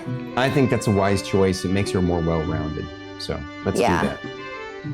So put the 11 to a 12, the 15 to a 16, and you've spent your 2 extra points. Yeah. So, wow, I think it's probably pretty simple. You definitely want to put a 16 in your con, right? Yes. So let's, and then, wow, you got 2 more 16s to place. So I mean, sorry, go ahead. So you're saying that I shouldn't worry too much about the dexterity? Is that what you're saying? I would because put I'm a going 16 medium in the armor? dex just because there could be at some point at which you could get armor that's better than the average medium armor. So I would definitely put a 16 in the dex, since you have 2 16s to put somewhere anyway, right? Okay. 16. I want her to be smart. Okay. So you want to put another 16 in a smart? Dude, what do you think though? But like, what do you think? Well, it's one of those things where it depends on how you want to play her. If you intend to play her as clever and tactical and a leader, she definitely needs to be charismatic if she's going to be a leader. That's true. But you're right, she also needs to be smart too. So, and wisdom is important so that you can resist being controlled and stuff, by enemy wizards. I mean, it's a tough call. Let's think. Because I have 2 12s and a 16 yeah. left. It boils down to, do you want to focus more on role play or on mechanics? Because then that helps you decide where you want to color her. I know. If that makes sense.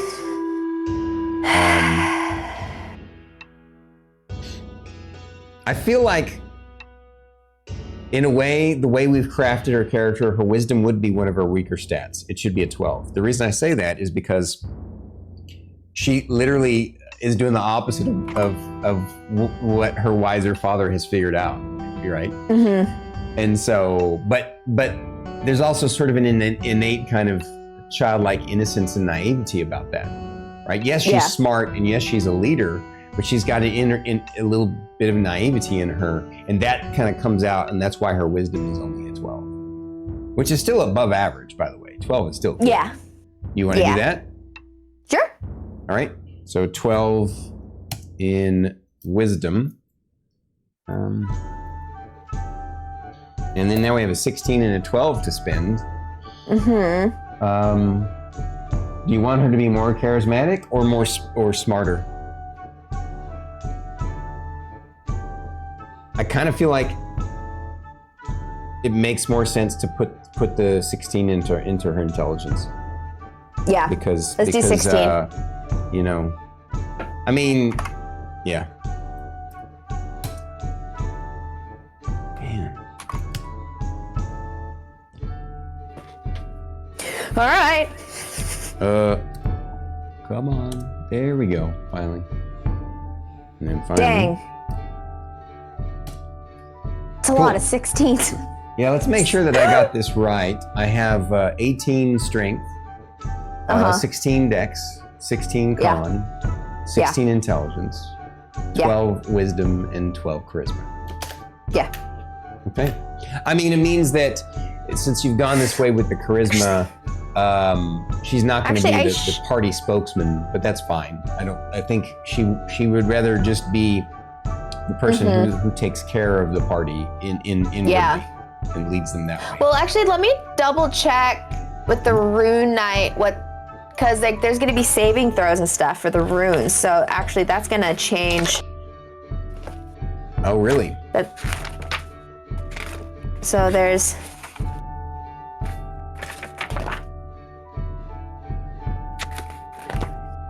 Yeah, I'll look at it too while you're looking at it, so we can make sure. Whoops, it's Eldritch Knight. That's funny.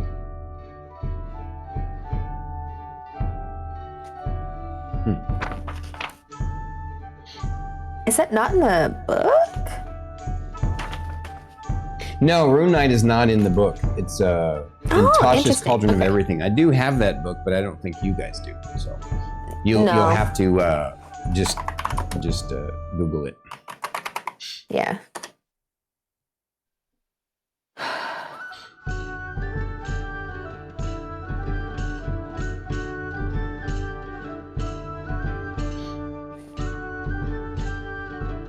So if a rune requires a saving throw, your rune magic save DC will be 8 plus your proficiency bonus plus your constitution modifier. So okay. Yeah. Okay. All right, I like it. So she is buff. She is powerful. I like it. Okay.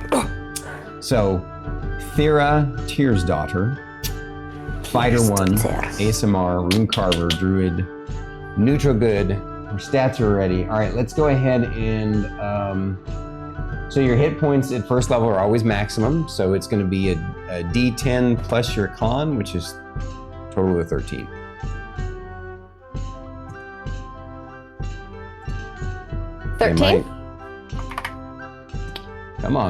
Come on, keyboard.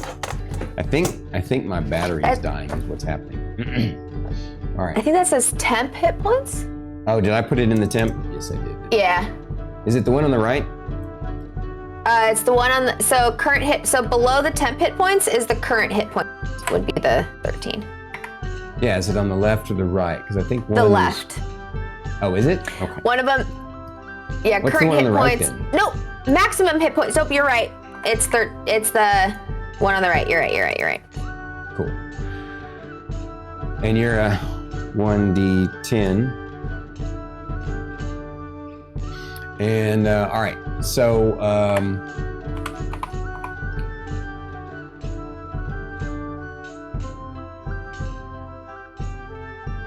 now let's take care of her saving throws as a fighter. I believe it's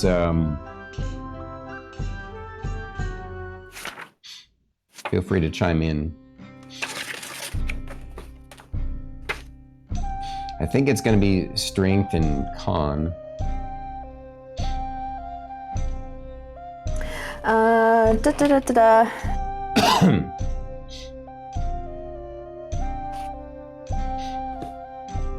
Yeah, strength and con are your main saving throws. So I'll go bookmark this and then check mark that. No problem. Strength. Thank you, Rusty, for joining us tonight. I'm sorry your back is messed up. Feel better, dude. I had no idea. We'll chat later, and I'll try and comfort you.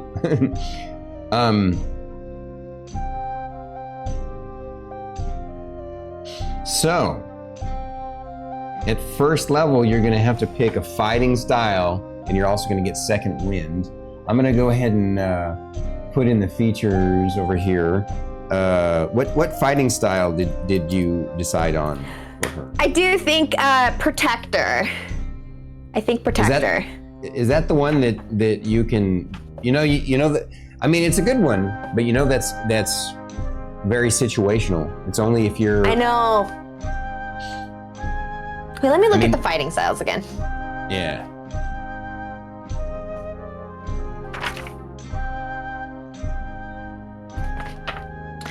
Martial archetype. So obviously archery makes no sense. Blind fighting doesn't really make sense. Defense could make sense. Just while you're wearing armor, you get an additional +1 bonus to AC, so you're extra hard to hit. So since she's going to be a one, no, you had indicated that maybe at some point in the future you might decide to ditch the shield for a second weapon. You'll decide that in the future. Yeah, dual wielding maybe. Then again, I guess if you really think you're going to go that route, then you should go ahead and pick 2-weapon fighting now.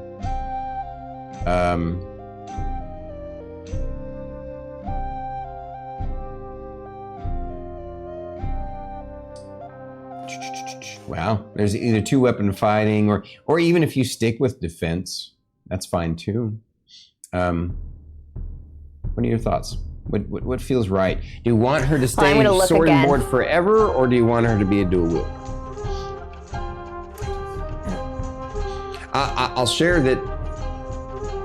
I'd say let's not decide. You know what?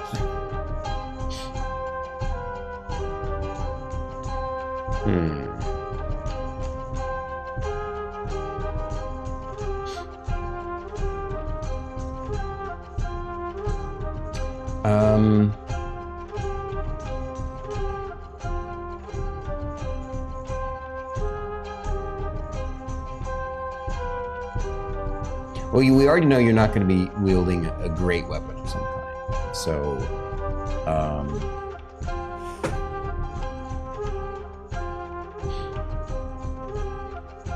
how about if you want, we can temporarily use defense, just for simplicity's sake.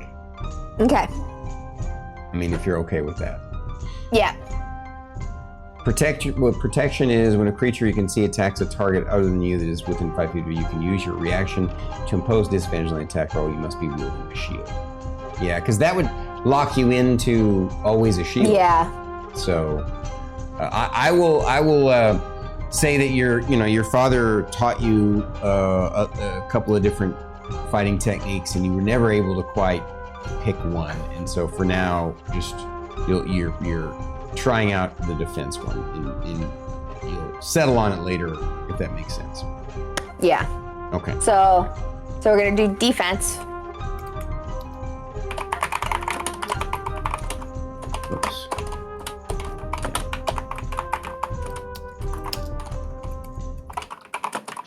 All right.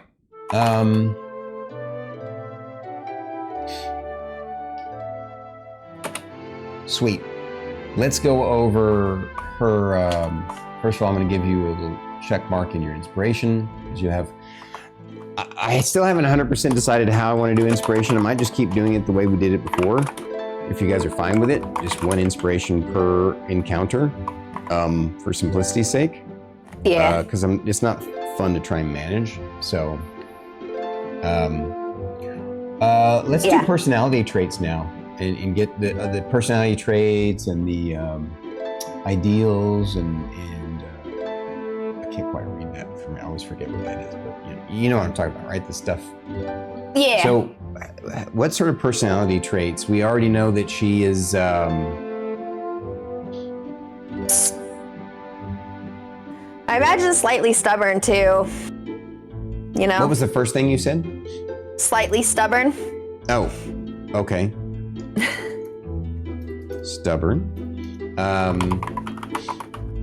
But how are we gonna write down this personality trait that likes to be assertive?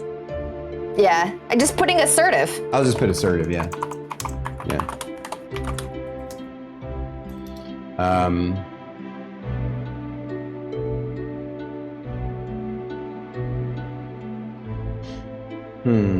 What else? We need a couple more.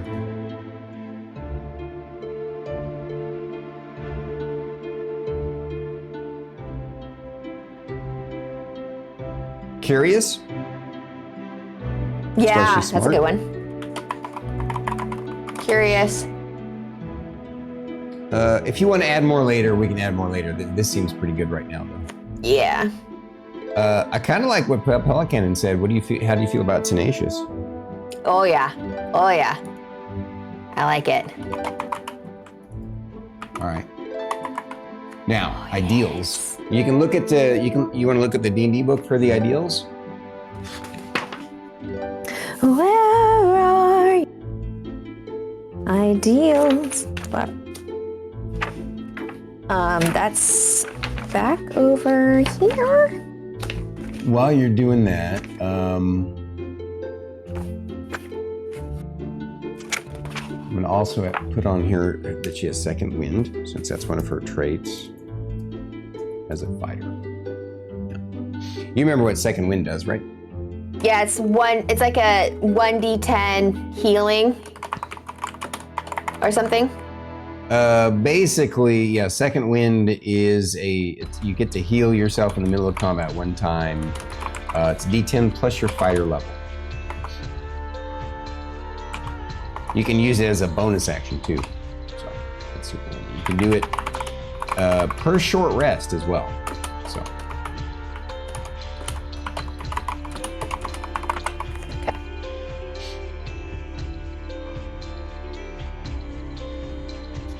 Okay.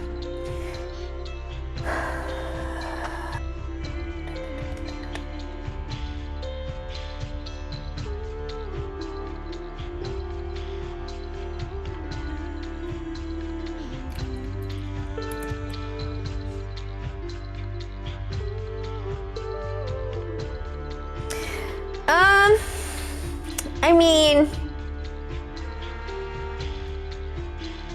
I guess self-knowledge is the closest thing, consider like if we're going off of the whole she has this like call to adventure, and she doesn't feel like this was the place that she was meant to be born, right? So like learning herself is probably one of her more higher ideas. Yeah. So I'll put self-aware. I like that. Or it says self-knowledge in the book, but yeah, I feel like that's an overly complicated word for what's basically just self-awareness, right?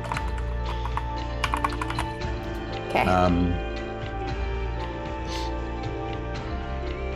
Plus, as a philosopher, I've always loved, one of my most important things that people need to practice more of in their life throughout the world is self-awareness. It's one of the toughest skills to practice because it means we got to honestly look at ourselves in the mirror sometimes, and it's not an easy thing for people to do. But and I just mean physically, literally look in the mirror. But so she's got self-awareness as her primary ideal. But you also said that she likes to protect and lead others. So how about protective? Yeah. I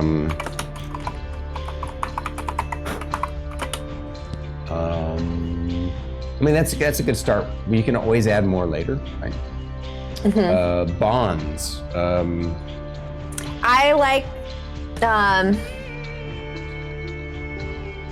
well, it says nothing is more important than the members of my hermitage, order, or association. But like, I feel like for her, nothing is more important than her heritage and like moving forward than it would be her like party and stuff like that. But like to her, she's very loyal to the people that she idealizes, or or like in her team. Like she's very I can't see what you're typing. Yeah, it's so tiny, right? Yeah. I didn't pick that font's part of the thing. So I put nothing more important than her heritage, loyalty to companions. Is that cool? Yeah. Yep. All right. What's a flaw that trips her up? What's some of the shit that in some of her own internal shit she has to deal with?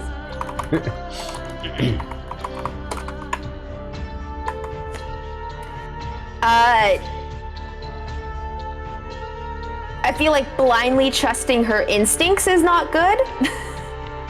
You know what I mean? Overly reliant on her intuition. Yeah.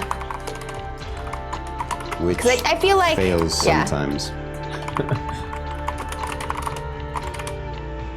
I like it.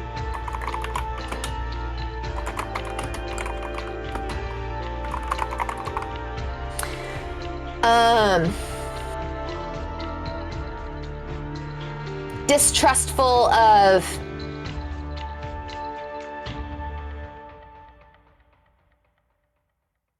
we don't need distrustful more than one, but if you want. I was gonna say, I mean, what? Distrustful of others, considering like there's demons and shit, and that could hide themselves, and I imagine that would make her very distrustful of others. How about instead of distrustful of others, how about the skeptical or paranoid? Okay. We'll put slightly paranoid. I know how to spell it, but I think I typed it wrong. I totally spelt it wrong, but that's fine. I know what I wrote down. Right.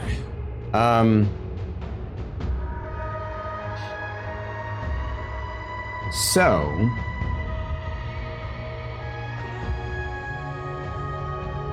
Exactly, Pelicanon. Yup.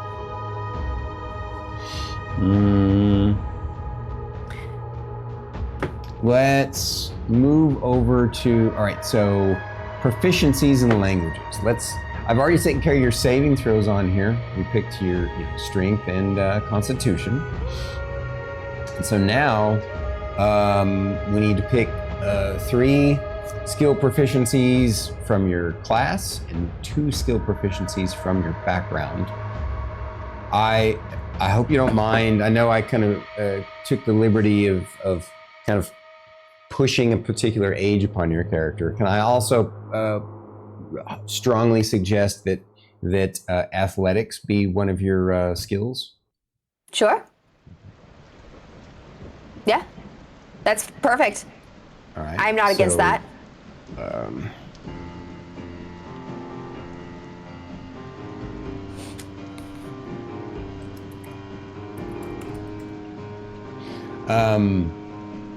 So that's 1 of 5. So we need 4 more.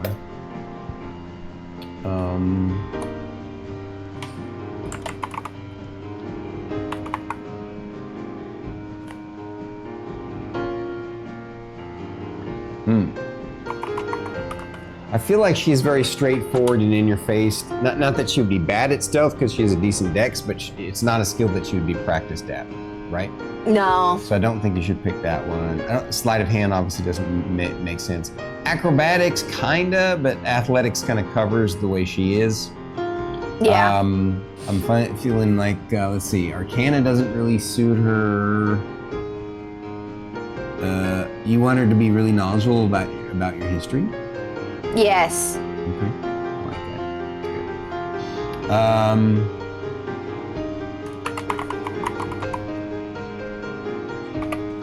What do you think about, what do you think of the religion that the religions that exist that I told you about? Would she be mildly religious or not at all, or? I feel like she would be like, okay, sure, on religion. Not so much like. So it's not something that draws her attention much, so we shouldn't put it as one of her skills. Okay. Yeah, like religion is not important to her, you know. Gotcha. So she's more into she's more into like the hero stories, like the stories of like, you know, like of course like her father and like maybe like other heroes. Like she's more idealizes like the hero stories of the people that have been tangible rather than makes sense. Gods that she can't see. Right. All right. So we still only picked 2. We need to pick 3 more. I feel like survival, maybe. Okay.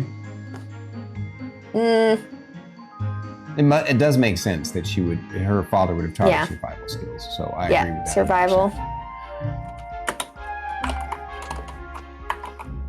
And it would make sense being like from like Viking, Raider.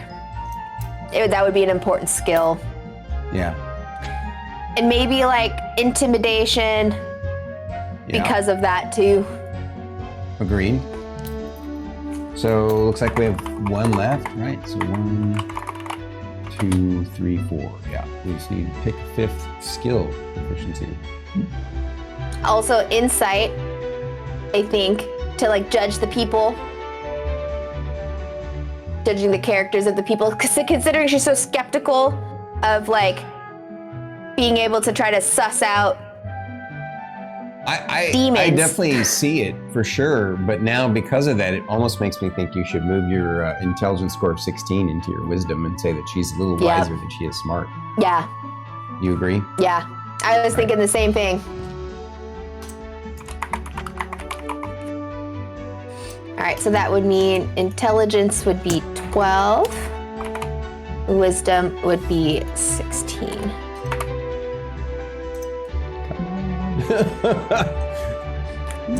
There we go.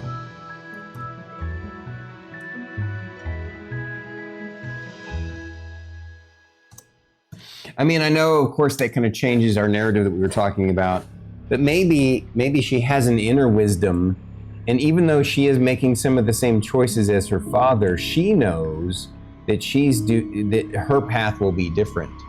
Like maybe he quit being a warrior because he retired from being a warrior because he was always caught up in battles with amongst other clans and stuff, right? And so he got tired of always killing other people, and just whereas you want to try and change the system from within. Shit, Mr. Hildebrand makes a really valid point. Hang on, was she not going runes, divination sort of character? Would religion not make sense then? That would It would actually, yeah. So if that's the case, then you want to switch from insight to religion, or from. I definitely think you need to keep the survival on there. Yeah. So, but that would be either history or religion. I see your point. I feel like ditch the history and make it religion instead. Yeah.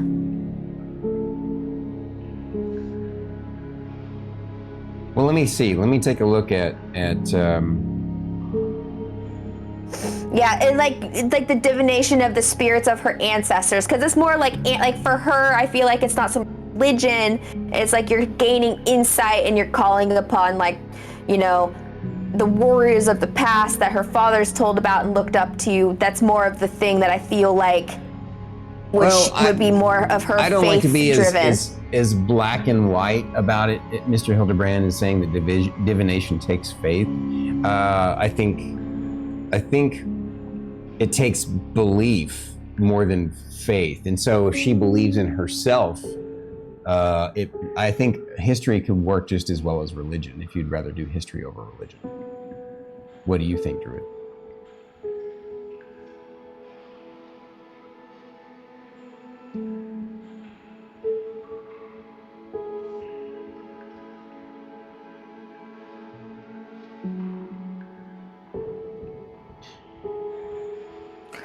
Ooh, that's tough. Can I think on it for a moment and get back to that? Or do we need absolutely. it to move on? Okay. Fill out a few other things while you think about it. Yeah. Let's do your Hold equipment. on, I didn't add. You added a long sword in there, which I don't remember just talking about, but I agree. But I didn't see you type it in. I figured since you had said that you wanted to start with the sword, that's what we'd start with. What does that say in the center? I can't read it. You mean this number? Yeah. It's 6. So it's okay. Your strength plus the proficiency is your attack bonus. Which would. And then where did you put the proficiency at, or how do I figure it's over here on the left. It's 2. Yeah, I see it. Never mind. I'm silly. I was like, you played these games. Well, the thing is, so Stormy, I've done it on D&D Beyond, and we did one character build together months and months and months ago. So this is my first true character build on an actual character sheet. True. How many have you done on BG3 though, too? So. I've done couple, but it's a little different than building it on this character sheet, you know? Agreed. It's cool. You know, just go easy on me. So I put it here for you. You got 6 total, your proficiency plus your strength. And then the damage of a long sword is a D8 plus 4. Yeah, thank you. Is the bottom one gold pieces or the second to bottom one? I can't. It's GP. Which one is it? Over in the far left corner for equipment. There's a bunch of little boxes. One of them says GP. I can't tell which one it was. CP, SP, EP, GP is the fourth one down from so the top. you're gonna have 10 gold pieces, but you're gonna have some equipment that just comes with fighter off the bat. We're gonna talk about that real quick. You can choose. Looks like you can either have chainmail or leather. I think you had decided you wanted her to be medium armor, so chainmail it is, right? Yeah. Refresh my memory. Can you take a look in the book what the AC modifier for chainmail is? I think it's 14, but I don't remember 5th ed as well as I do 3.5. So.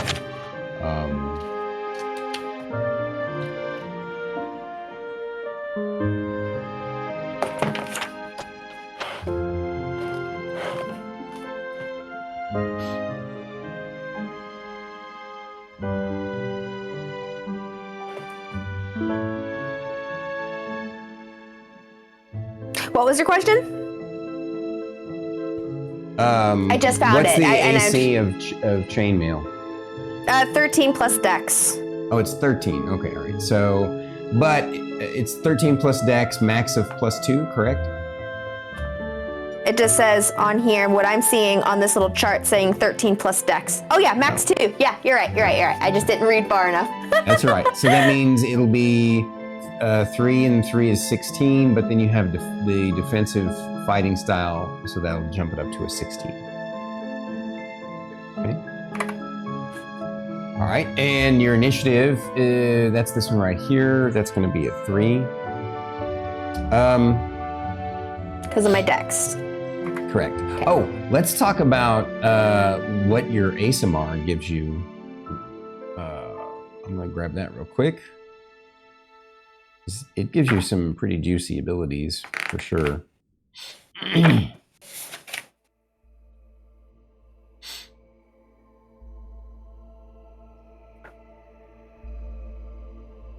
Looks like the main one is dark vision. I'm going to put that over here in your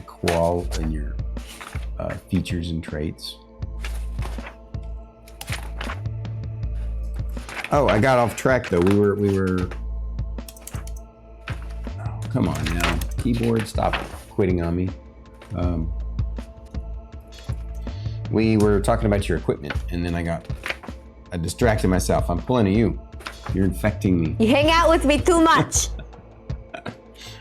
All right. So you also have. Looks like you get a martial weapon and a shield, or 2 martial weapons. In this case, you had chosen shield. So with the shield equipped, your AC will actually be an 18.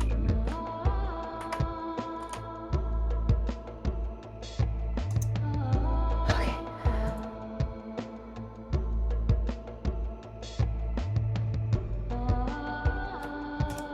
And then looks like a light crossbow or 2 hand axes.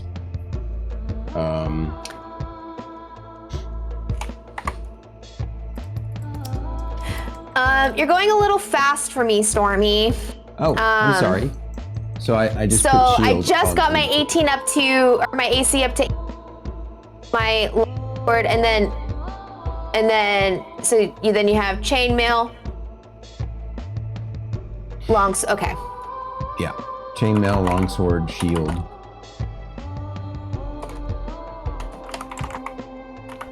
Chainmail. Except I did my math wrong. So it's actually 13 plus 2 plus 1 is 16 plus, no, that's right. I did my math right.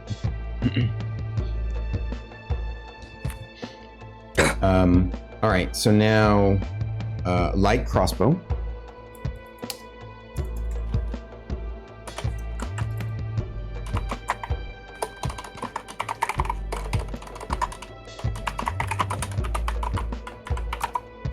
Okay. And 20 bolts. And then finally, Explorer's Pack.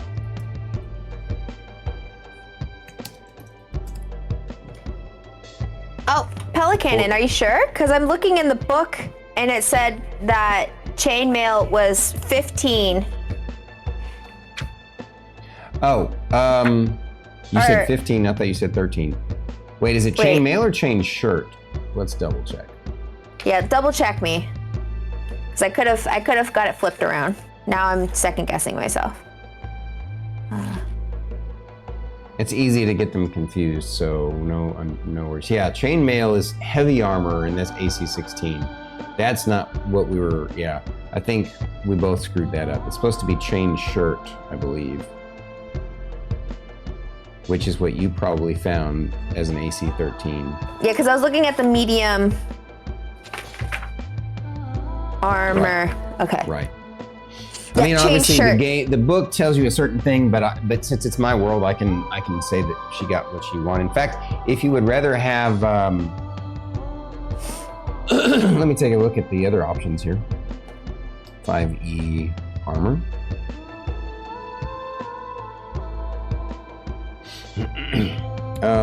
Otherwise, I could do like I'm okay at home, but that's brings it up to a 14 plus dex, which would be breastplate. But breastplate, I mean, I guess technically speaking, maybe your father might have bequeathed to you a piece of breastplate. It's a pretty pricey piece of kit. Even though it only gives you 1 additional AC beyond the chain shirt. I definitely don't think you would want scale mail or half. I don't know. You could go scale mail or half blade if you wanted to. It just means that you're going to have disadvantage to stealth. I feel like your character would have been taught hunting by your father too, though, so you'd want to be somewhat stealthy, since you have a good dex for being stealthy. Yeah. So I'm I think capable chain shirt of is being fine, stealthy. If that Chain makes shirt's sense. fine. Yep. Thanks for helping correct this, Pelican. I appreciate you. There we go. I corrected it for my brain. Okay.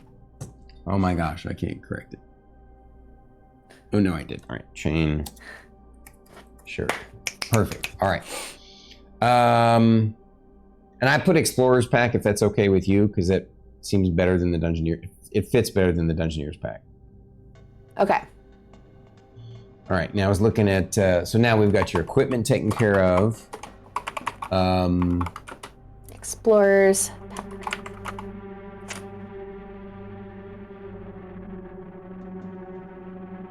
Okay, now we can go back to other things. Okay. Right. So, I already put your dark vision in your traits for. You also are going to have. Oh wow, celestial resistance. That's pretty potent.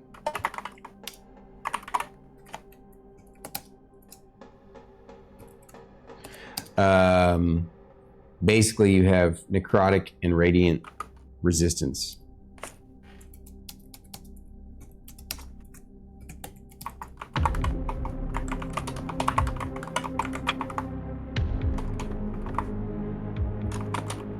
You also know the light cantrip.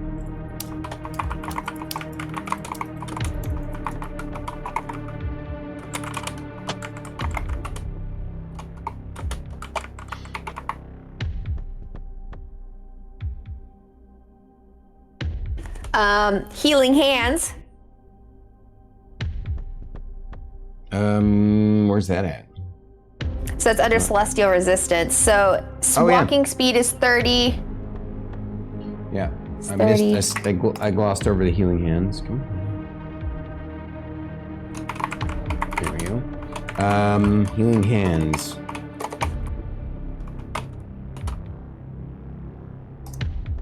Action.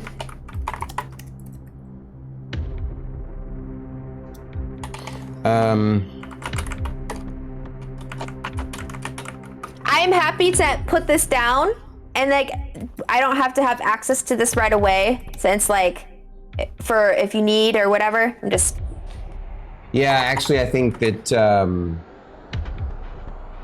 it'll be interesting to have the healing hands ability, and even the light bearer ability.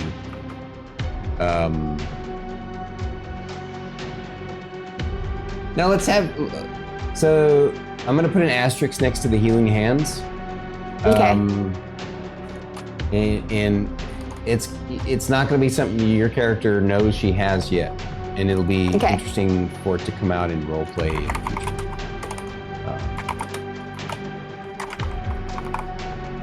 Looks like it's a. Read it so tiny. You know what? I don't know why I'm doing it this way. I did this last time when I was with BananaTom and Starkitty, and well, no, I didn't do it with Starkitty, but she could help me read it because she was sitting over here. Mm-hmm. But with BT, I moved closer. I should have done this a long time ago, like an hour ago. Yeah, and then it's not until 3rd level when you get the Celestial Revelation. When you reach 3rd level, you choose one of the revelation options below. Okay. All right. So, I think we've nailed all of the main things to add from what I can tell. We just need to get her proficiencies in languages. I mean, the proficiencies we don't need to necessarily write down there because we've already have them over there with a dot next to them. Let's go ahead and put the numbers next to them at least though. So your saving throw for strength is obviously going to be a 6, right? Your athletics is going to be a 6 because it's your proficiency plus, it's your ability score modifier plus proficiency. Mm-hmm. For dexterity, all of these are just going to be a 3. They're so tiny. Yeah. Con save is going to be 3. No, your con save is a oh, it's 5. 5. I knew that. Yeah. Intelligence saving throw is a 1. Arcana is a 1. Your history will be a 3. Yeah. We'll do history instead of the religion. Yeah. So hold on, don't go too fast. 1. Oh, sorry, I figured 3. you would catch up. It's really easy to know what the number is. I know, but I like to do it with you. I like to do it with you. Okay. Yeah. All right. So wisdom saving throw is going to be a 3. Oh, I haven't even gotten that far. I need to get to nature. Right. Where are you at then? Are you at intelligence? I am now to wisdom. The top of the wisdom. So saving throw, your wisdom saving throw is a 3. Your animal handling will be a 3. Your insight will be a 5. Your medicine will be a 3. Your perception will be a 3. And your survival will be a 5. Okay. And then finally, for charisma, 1. 1. And 1. And 3. And 1 and 1. Okay. All right. So, since your parents didn't know that they had ASMR bloodlines in them, right? Because the DNA mutation just basically flourished and came out in you more heavily than it did your father. I'm going to say that because of that, well, first off, you're going to have common as a language, of course. Then you're also going to, but I'm going to say we're going to put an asterisk and say celestial, but you don't actually know celestial yet. You just have the capacity to pick it up very easily.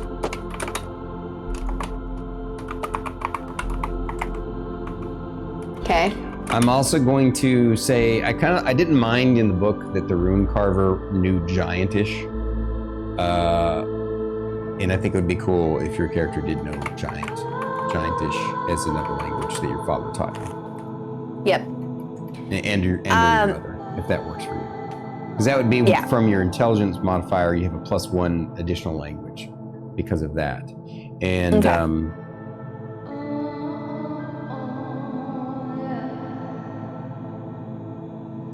Well, okay, so really quick. So Pelican has said background feature also. And that's the background feature gives you extra proficiencies? Is that how it works? Well, we did the skills, the skill proficiencies. So and that's all of the 5 that we did. Yeah, so your character class gives Okay, you I was 3. just double checking. Yeah. Okay. No, I'm glad you're double checking. The class gives you 3.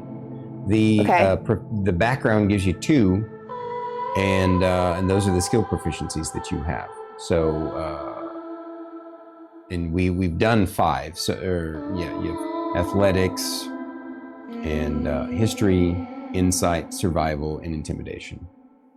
Okay. I don't understand what he means by it's a custom thing under background, but yeah, I'm kind of confused what you mean, Pelican. Yeah. Does that have to do with the rune shaper background that we decided to do? Or maybe it is. Let me take a look at what Rune Carver says. Or Rune Carver, yeah. If you want to call it Rune Shaper, I'm fine with that. Although Rune Carver does fit it, so. Yeah. Oh, I forgot to give you the tool. Oh.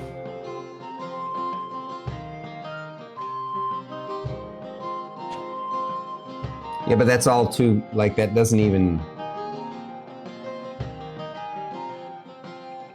Oh, they get the Rune Shaper feat? Yeah. Oh, let's see what it is, and then you're welcome to veto it, which I'm okay with you doing that. Oh, no, I'm looking. I thought I had done it. So I gave you 2 skill proficiencies, which you already picked. I'm going to give you the set of artisan's tools, which I forgot to put down in your equipment.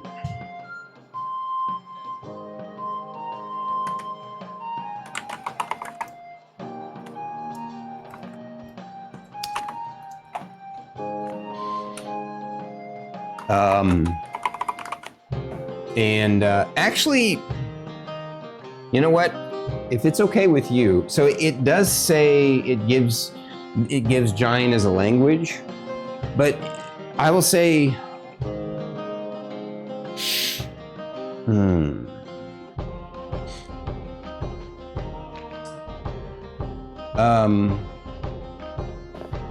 I'm gonna override that just because from a narrative standpoint, what I'd like to do is have you have a blank slot here, such that you can pick up a new language during the gaming with the group and stuff. The only other suggestion was going to be that we would know Infernal because there's demons. Well, but see, the thing is, like I said, where you're at, where you've been living, it's rumor, and it's only something that's been happening, like, is kind of known recently, and it's not like it's a big part of the culture where you're at, because you're kind of far removed from it. Okay. So it's not. In fact, cool. in as I described from the background story, the demons are trying to infiltrate. Most of them are trying to infiltrate in a way that is, sneaky, right? They become the generals in disguise for most of the clans, and so they would actually try and keep their demonic language secret and not teach it very often. True. So, I definitely don't think that you would know the demonic language.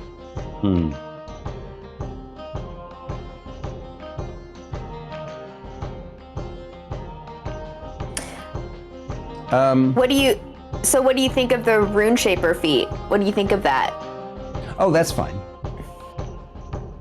I'm not sure what it does. I didn't even see what it does. I want you to read it first. Okay.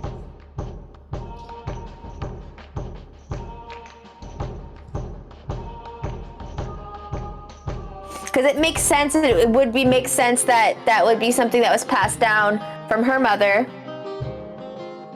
And then it would help transition into the Rune Knight or Rune Warrior.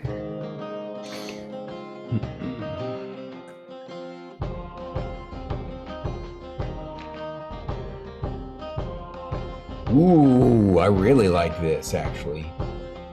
Ooh, this could be good. Absolutely, you can have the rune shaper feat. You're gonna have to write down that it gives you this comprehend languages. You can cast a spell without expending a spell slot, and you must finish a long rest before you can cast it again this way. So yeah, once per day you can do the comprehend languages. You can use that to talk to people you don't understand. I love it. I'm definitely gonna nix the giantish, just because the more I think about this world, no, there would be some giants, but they're not as prevalent as they are in typical Viking worlds.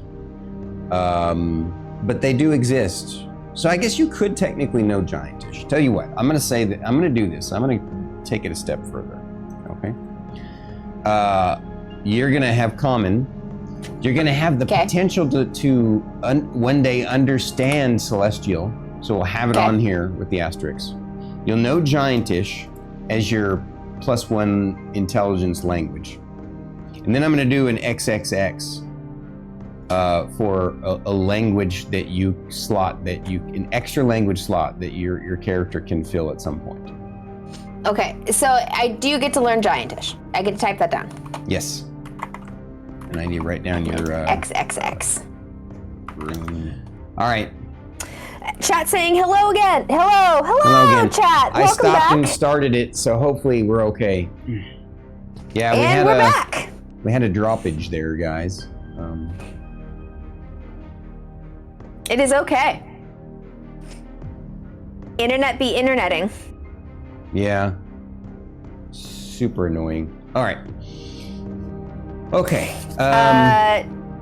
So do you want to start from the top, or?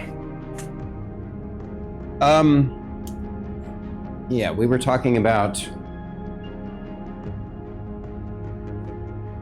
the rune shaper feed or the rune magic thing. You know, number of runes equal to half your proficiency bonus, rounded down. I mean, you don't round down when you split 2 in half. It's 1. I know. Chosen from the rune spells table. Okay, so you get to pick these rune spells, and you get to know one. Whenever you finish a long rest, you can inscribe each rune you know into one non-magical. So I take it this is a separate thing that's different than just the rune knight. So you get that's pretty cool. All right, so tell you what, but that doesn't come until you actually. Well, this actually comes right off the bat. This would come right off the bat, right? And then it would be a good transition to the rune warrior. Yep, I like subclass. I like so this a is lot. a good transition. So you temporarily learn the first level spells that correspond to the runes you inscribed as specified on the runes table, and you know these spells until you finish a long rest when the runes fade. While you are wearing or carrying any rune marked object, you can cast the spells associated with those runes using any spell slots you have. You can also invoke a rune inscribed on an object you are wearing or carrying and cast this associated spell without expending a spell slot or using the components. Once you cast the spell in this way, you can't do so again until a long rest, so once per day. So yeah, this would be a once per day rune cast. So I could inscribe it and then use it once per day. Okay. And it would be any of these spells. So I would have to be very tactful in which one I would pick, and then I could just only use it once, is what my understanding. Yeah, and later on when you're, like for example, if your proficiency goes up to a 4, then you'll get 2 of them per day. Yeah.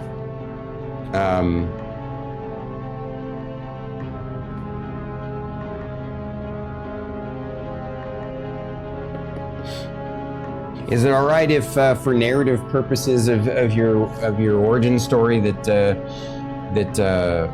for now I'll let you? I'll pick which one you can pick for now. Obviously, when we play in the future, you'll be able to pick something. But yeah, you can pick the first one. Because you're going to be starting in media res once we start the origin story thing, which means sort of like. It's not necessarily going to be, we're going to be starting right off from you leaving home.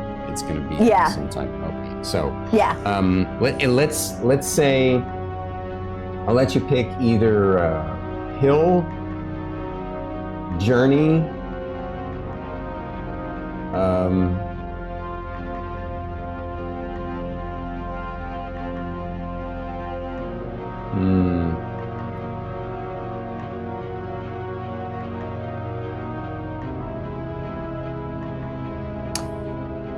Hill's Goodberry. What was that? Or what? Sorry, we spoke Hill, at the journey, same or time. Friend? Or what? Hill, journey, or friend? Hill, journey, or friend. So that's speak with animals, Goodberry, or I kind of feel Longstrider. like when you hear the beginning of your origin experience, you're gonna think that what you would have picked would have been journey. Yeah, I was thinking journey anyway. Okay. So we'll just put, I guess, I don't know, you can make a note somewhere that the rune you have for today is the journey. Cool. Engraved on my shoes. That works. Okay. I think character-wise, we've pretty much nailed everything. I don't think we've forgotten anything. So can we go over it? Just make sure one more time. Oh yeah, wait, no, go to the second everything? page. We forgot the. So her name is Thera Tyr's daughter. Her age is 27. Her height is 6 feet. Oops, that's not. Her weight,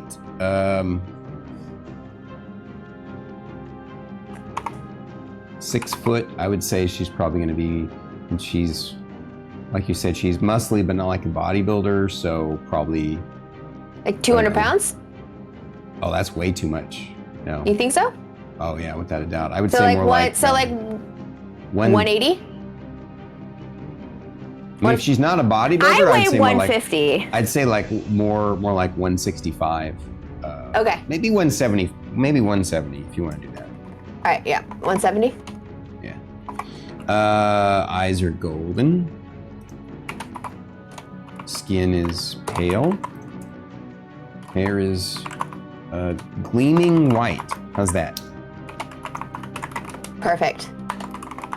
All right, and you can, for the rest of that, once you have saved this, so what you can do is you can go to the menu and then save as and save it. I would recommend you do that because otherwise, it will overwrite the file that you have if you don't do save as. If you just save it, then it's going to overwrite the original file. Now you can always re-download the file, but if you save as and then give it your character's name, then you can always add to it and change it. What I do is, my trick with this particular cool ass PDF is I do the name and then the L1, L2. Every time I level up, I resave it with the new level after I've done the level up, if that makes sense.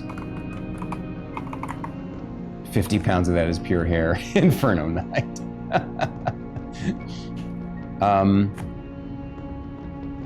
All right. She's amazing. I really like her. I think we've gotten everything covered. I don't think we've forgotten anything. We got our Celestial Resistance. We got our Artisan's Tools. I guess we should put as a rune carver is a proficiency that she has. It's outside the like. It doesn't seem to make us a lot of sense to rewrite all the proficiencies over the right when you have the little dots that show them. What do you think of her? What do you think of Thera? I like her. I'm so stoked. Me too. All right. I am so excited. So I'm going to save as.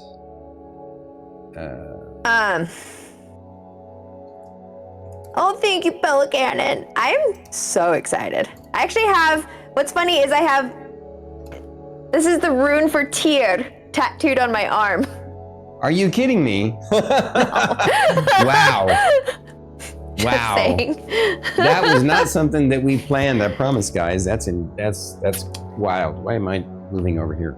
Oh, yeah, I'm gonna have to move over here, actually. Yeah. So, before we go potty break? I was gonna say, I need to get up and move a little bit, get the wiggles out, and grab a quick little, just a calm my anxiety snack. Just really quick, just like a quick 5-minute. All right, I will entertain the troops while you do that, and when you come back, I'm gonna need to pee. So we'll go back to the screen right here. I'm sorry, guys. This is the anxiety of the midday. I gotta move around. Panicking now. Okay. Okay, go take care of yourself. We'll be back in a few minutes, and then we will do your character origin story one shot.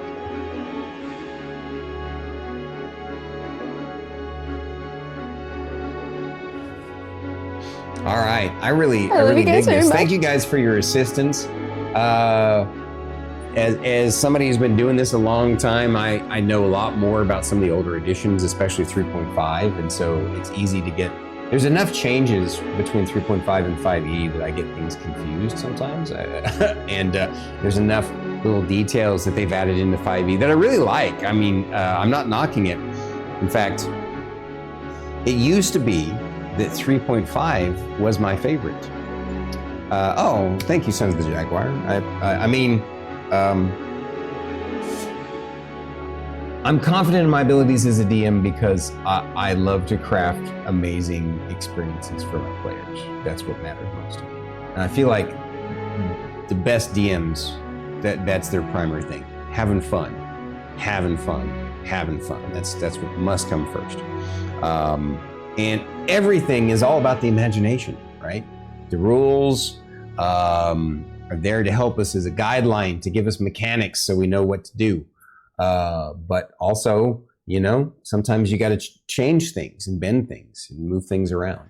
But I do tend to forget some of the things that we know, forget some of the new details of 5th Ed. Like I said, I used to really prefer 3.5, even though I liked 5th Ed.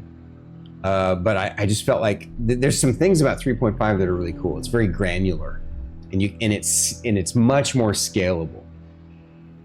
But I don't know. They've really continued to flesh out 5th Ed in ways that have made it more appealing to me than it has grown on me so much that I finally can admit that I think 5th Ed is a slightly better tuned version of D&D than 3.5. Despite me missing some of the granularity of 3.5 and the scalability of 3.5, I just, there's a lot of details and the way a lot of the things that they simplified, they really needed to simplify.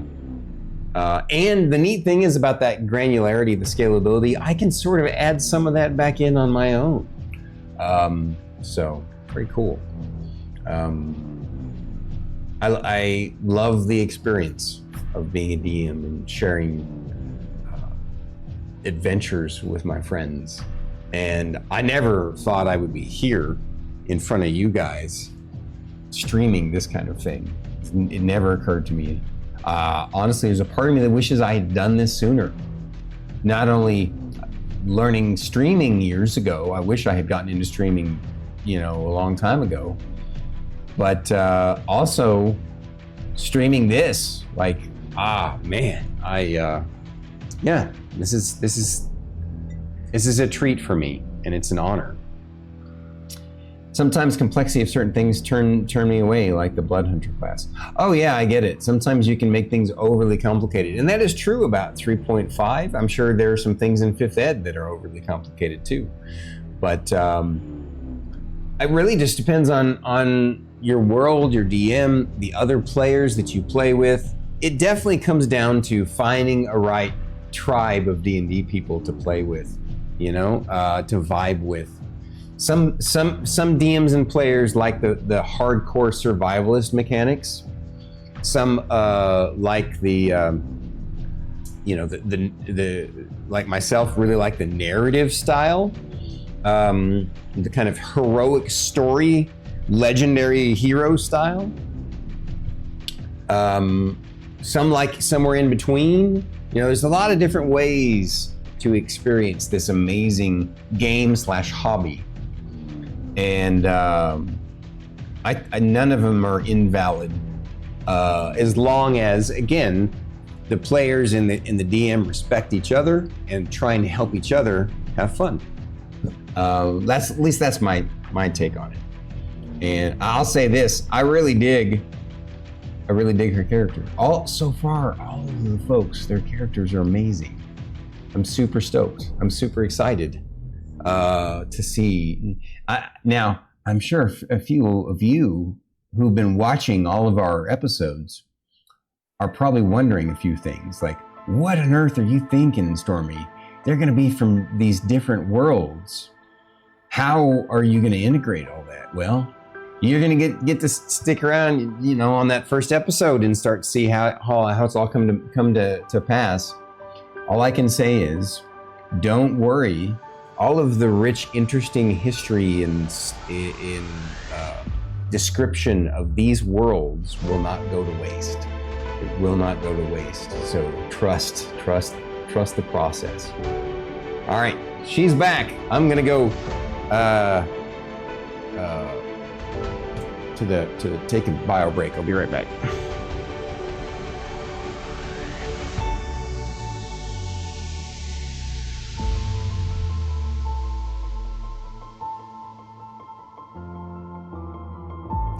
So my mom was laughing at me because I was, and she was just like,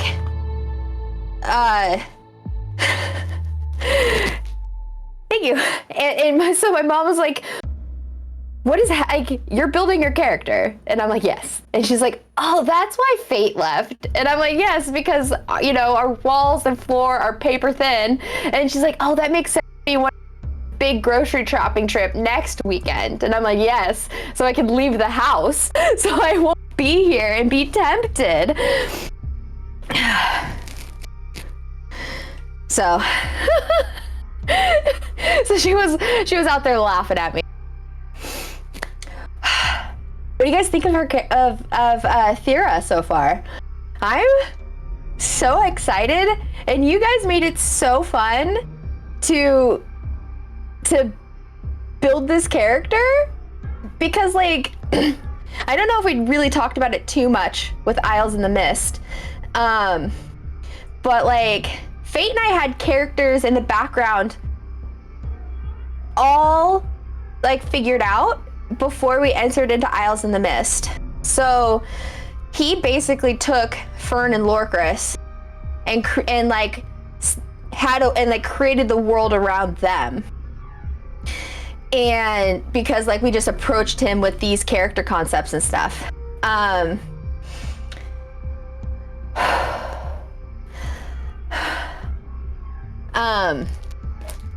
But this has been so good. I loved your guys' like help in coming up with ideas and concepts and like throwing out ideas.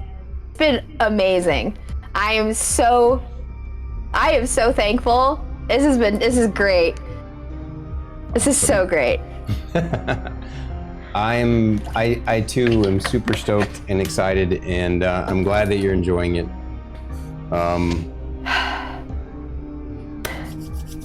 My heart is racing.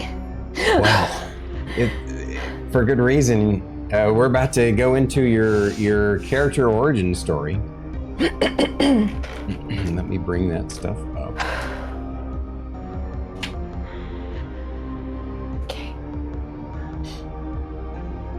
Okay.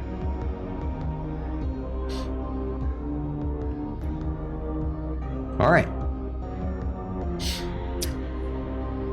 Since we have done a great job, remarkable job filling out all the deets, I really feel like this Thera Tyr's daughter is a great fleshed out character. I'm super happy with it. So, here we go.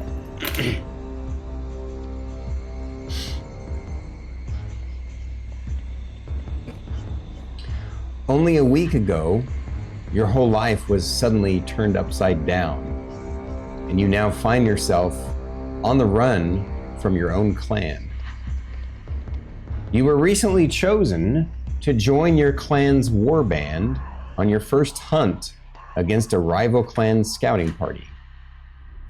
You were excited to finally get some field experience, even though you feel like the clans should be spending more time trying to unite against the rumored demon tribes of the north than just fighting each other all the time.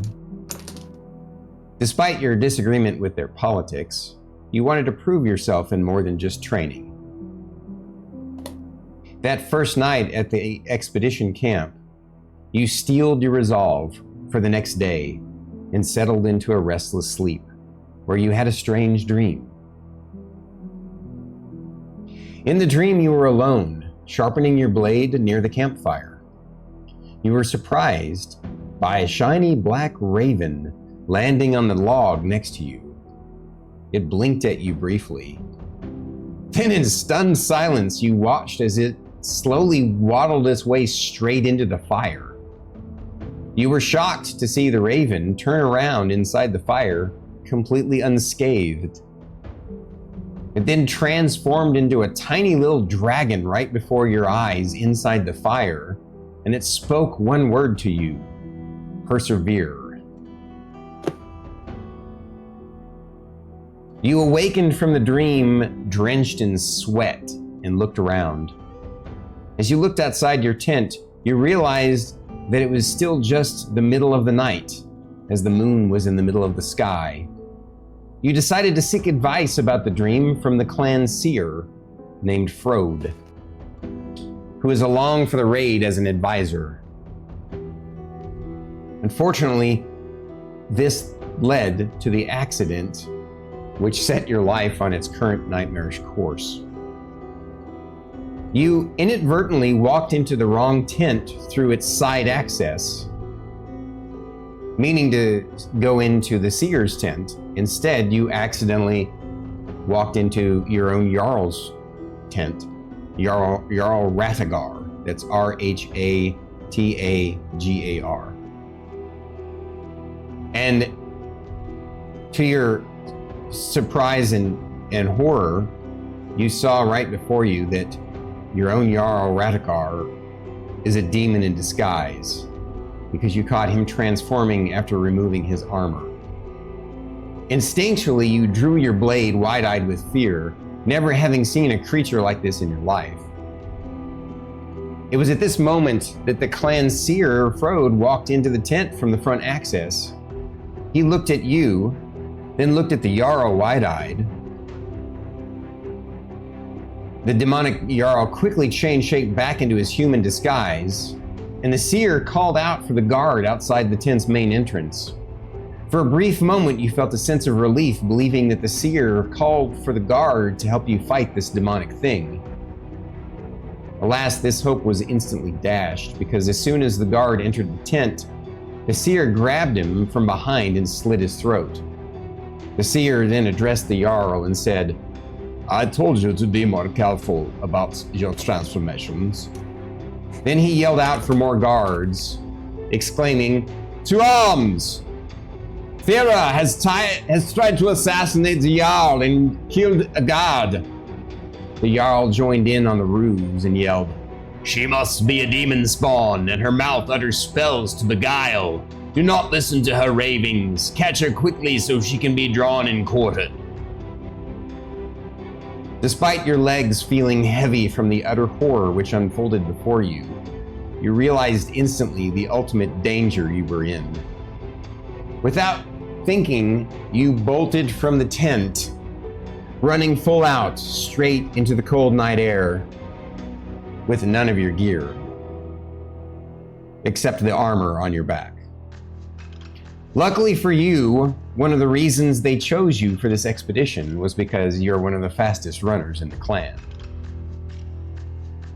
Still, after several days of narrowly eluding your trackers, you decided to risk a frozen death by fleeing to the nearby Dragon Scale Mountains, an area renowned for how many brave warriors it has sent to the Valen Vault. Valen Vault is the name that I call the, what's it called? The mountain range? No. Viking Heaven, Valhalla. I call it Valen Vault instead, V-A-L-E-N Vault. Okay, so anyway, back to it. How many warriors it has sent to the Valen Vault with its rampaging blizzards? After several hours, you have finally lost sight of your hunters, and you think you spot a cave and a hillock on the side of the mountain that might provide shelter. What do? I make my way towards the cave. Making your way into the cave, you see that inside it's surprisingly spacious, but not massive. And you find a few small animal bones lying on the floor. After searching deeper into the back of the cave, you're surprised to find a frozen ladder with a platform leading up to an inner chamber.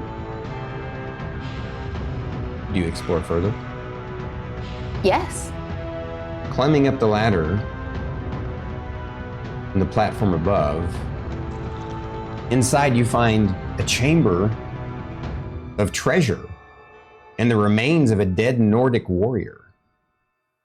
You quickly realize that you're actually inside a frozen ship. Knowing a bit of your own history, you surmise that the hillock is actually the frozen Nost of some legendary Viking hero. Nost, if you don't know it, is N-A-U-S-T. And basically a Viking Nost was what they called when they buried a Viking hero inside their ship. Yep. It must have been swallowed up by a blizzard or avalanche long ago, although that does not explain how the ship got so far inland. Within the chamber are a number of trinkets, weapons, armor, and a crate. Unfortunately, the trinkets, weapons, and armor have long since corroded and look worthless with rust. She wouldn't have touched them anyway. Yeah. Well, keep going though. However, you also spot an intact, pristine scroll tube in the hands of the warrior. Perhaps it is magical since it has not deteriorated.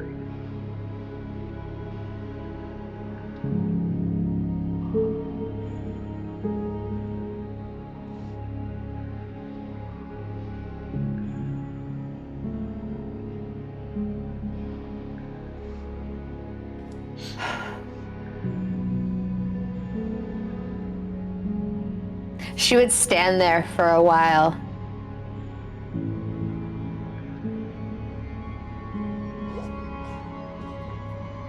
And then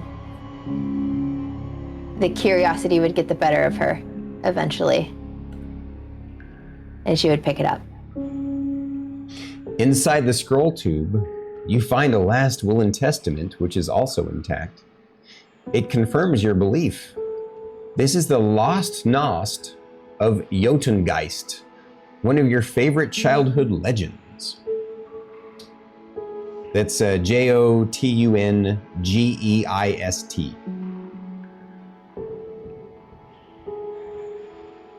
The document indicates that on his death, he wanted his ship brought here to the mountain where his wife died. In it, he also breaks with tradition and insists that if any worthy noble warrior should find his final resting place, they should take and use any of his treasure that may still have value. He was especially fond of, yet frustrated by, a strange, unbreakable mirror that he found in his travels. He says that his greatest seers were never able to uncover the mystery of the sword in the mirror. He hopes that someone from a future generation can uncover the mystery that his clan could not.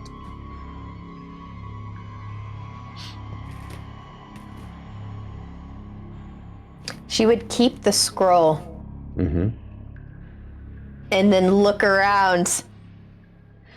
So looking amongst the weapons and armor and trinkets and chests, the only thing that stands out that might contain a mirror would be the crate. It is closed. Can I check to see if the crate's trapped? You can Does it try, look- sure. Absolutely. Go ahead and roll me a investigation.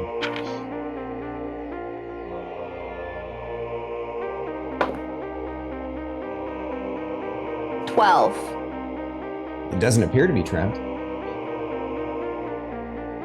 Just gonna crack it open. It takes a little bit of work because it's partially frozen shut, but with enough, wiggling and maybe using Shoving pieces of her things in there, armor or trying to something. pry it. Yeah, she can pry it open. She's able to pry it open. You find under a tarp. Sure enough, there's a mirror inside the crate under a tarp.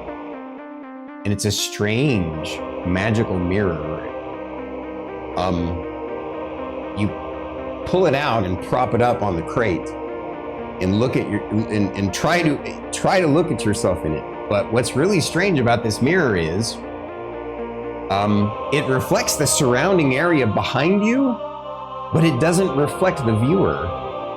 Instead, in the spot where you would be standing, you see a beautiful, exotic, black-bladed sword hovering in midair.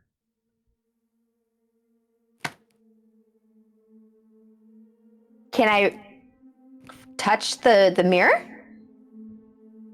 Sure, you touch the mirror. I mean, you touch the mirror to bring it out. Yeah, but can I try to grab the sword?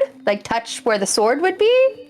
Absolutely. You try and it's just a mirror. It's just a cold, hard, mirror. Doesn't seem to do anything. Although when you touch it, for a brief second, you think you see the sword move almost as if it wiggled.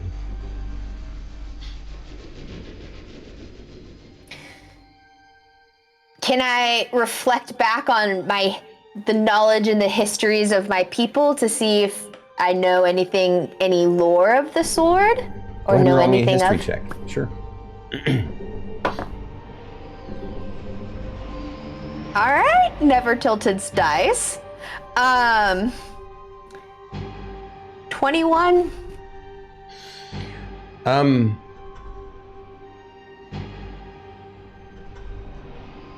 Unfortunately, whatever this is, seems to be outside the purview of your history or your legends. So even with your great roll, it's something of so unusual, and that you can't recall any stories that you've ever heard of a floating sword in a mirror. Even just the description of the sword itself, without being I'm glad you asked that, because looking at the design of the sword, it doesn't even seem like the kind of design that you've seen before of your typical Viking sword. You know how a typical Viking sword will have kind of a the middle area and then some runes in the center, and like a thick blade. Mm-hmm. Like a more of a broad sword than a long sword with a large cross hilt, and this one is much more elegant, and the blade kind of does this kind of curving thing, although it does also it does have that sort of center area, but it's the whole center area goes almost all the way out to the edge of the edge. And the edge of the blade is very thin, but kind of a silvery color. The cross hilt is interesting because it's more of an elegant design. What's really fascinating is the deep black on the blade, on the flat part of the blade. As you kind of peer closer at it, it almost is as if you can see stars sparkling in the blade, the crossguard and the handle. The crossguard kind of has a shimmering grayish metal look, and the handle's a blackish color, and then the I forget what the end thing is called, but it's also pommel? Kind of a grayish. Yeah, the pommel. Yeah, it's got a grayish metal. But basically, it's a really unique and interesting design that you've never seen a sword like this at least in your culture before. It reacted when I put my hand up to the mirror. It looked like it moved. Yeah, it seemed like it shuddered for a second when you tried to grab it. Is there runes inscribed on the mirror at all, or? There's no runes inscribed on the front side of the mirror. Do you investigate further on the mirror itself? Yeah, I'm gonna flip it over, see if there's anything on the back. Okay. Go ahead and roll me an investigation check.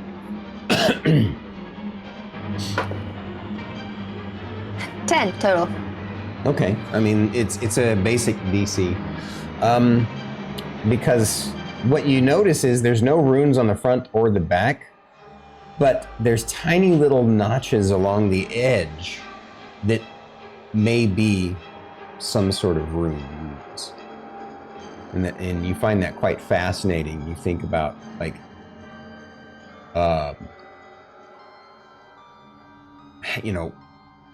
obviously they're not tiny little runes, tiny script, but instead it's as if someone carved the intent of runes.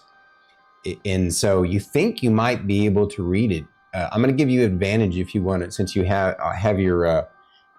And from now on, just remember this going forward if you want to make a note in your character sheet. Anytime that you're making any kind of investigation check when it's related to runes of any kind, you're going to get to roll advantage.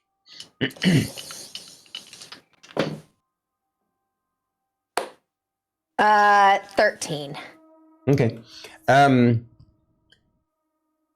Yeah, you think that whoever put the runes along the edge of the mirror was meant to sort of either you think that those runes were added as a structure of the mirror, but like when it was made. But it also doesn't, like, it seems abstract. The runes that are there, since they're incomplete, it's kind of hard for you to tell, but you feel like that they're in an abstract fashion. And what's really fascinating about this mirror, it doesn't seem like it was crafted by anything that was like a person. I mean, I don't know, it's a little bit beyond you.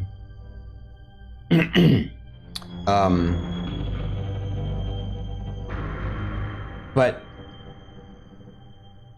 as you stare at it further and trying to figure it out, of course, there's a part of you that thinks, man, this guy's great as seers and stuff, and couldn't figure it out. How am I going to figure that out? But do you do anything else?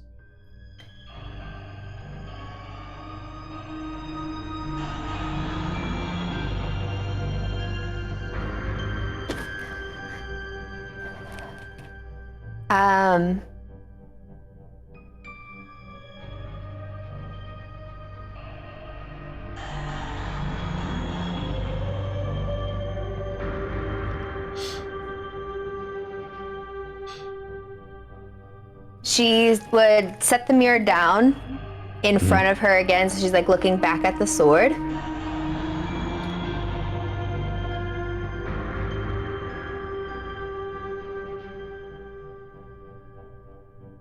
And then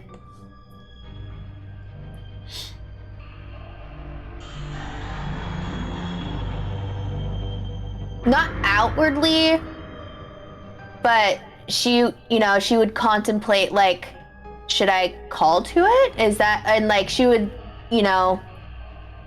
should I ask permit? Like, she'd be like, problem solving. Like, all right, well, what, I know none of these people could do it, but like, would calling to it, would asking it permission to grab it, like, she would start contemplating those kinds of things.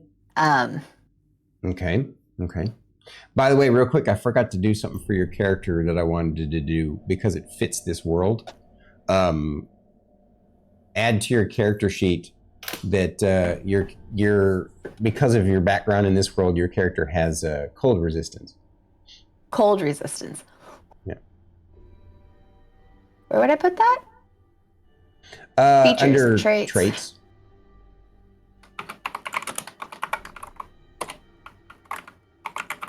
Okay.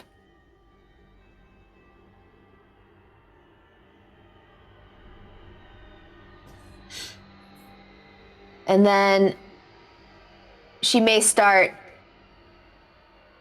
at some point she would transition from like thinking to like speaking out loud.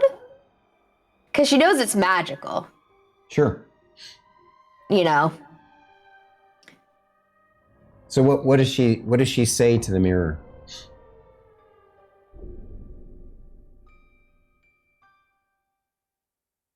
I do wonder what secrets you hold.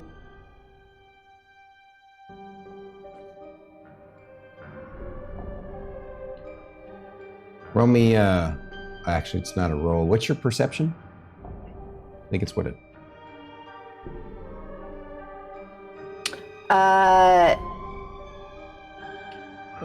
your passive is a 13, right? Yeah.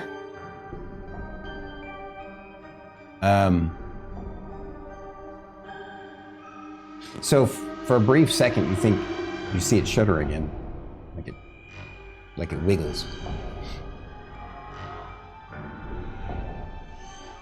I'm sure you're as anxious to get out of here as I am.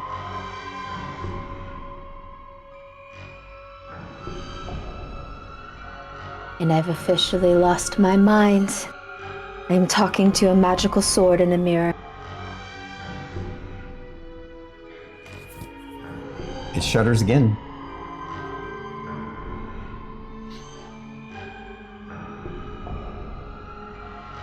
Are you? Would you like to join me? It spins around in place right in the mirror. And it blows your mind. You're watching this thinking, I should be seeing myself. I can literally see the cave behind me. Or not the cave, but the chamber behind you. But it spins around in place when you say that.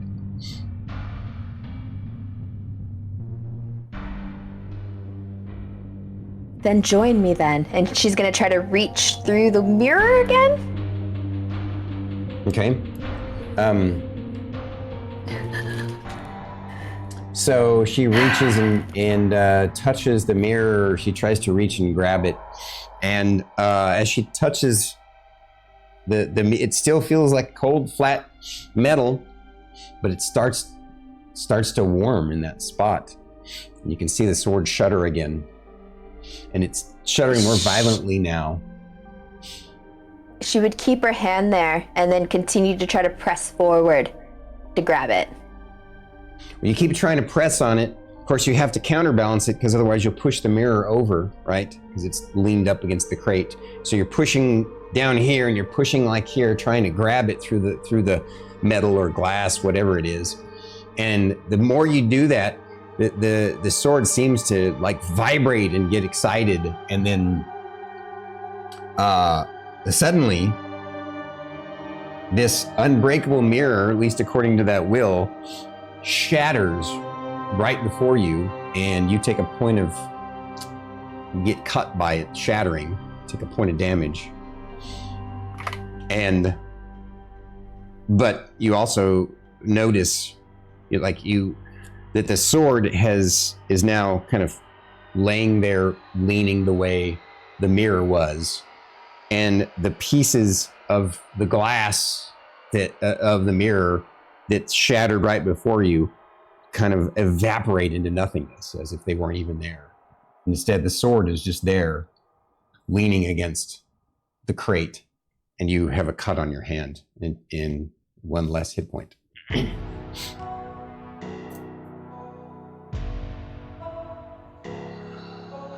Then she would grab the sword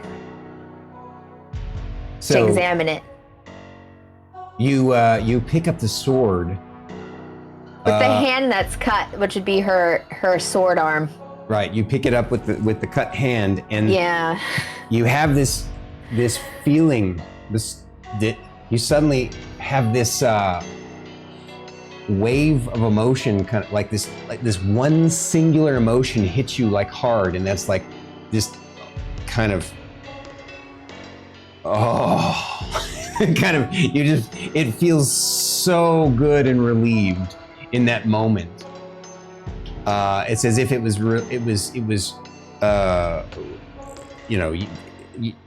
it's weird because it's you feel it, but you feel it coming from it. It's not like you felt it. You felt the experience of it, and it's the same kind of relief of, wow, I've been working so hard out in the field and I'm so hungry, and you eat a meal, or I just, had some great sex. It's just one of those kinds of feelings. It's just like, oh.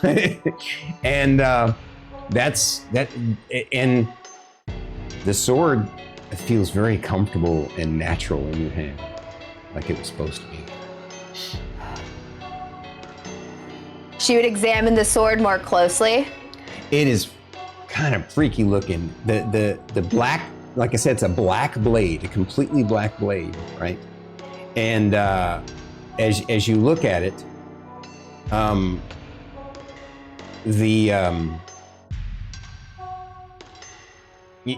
it's so black that it's like the blackest thing you've ever seen. Like it's a very matte black. Yet somehow you see slight twinkling of stars in it. It seems like occasionally you see twinkles.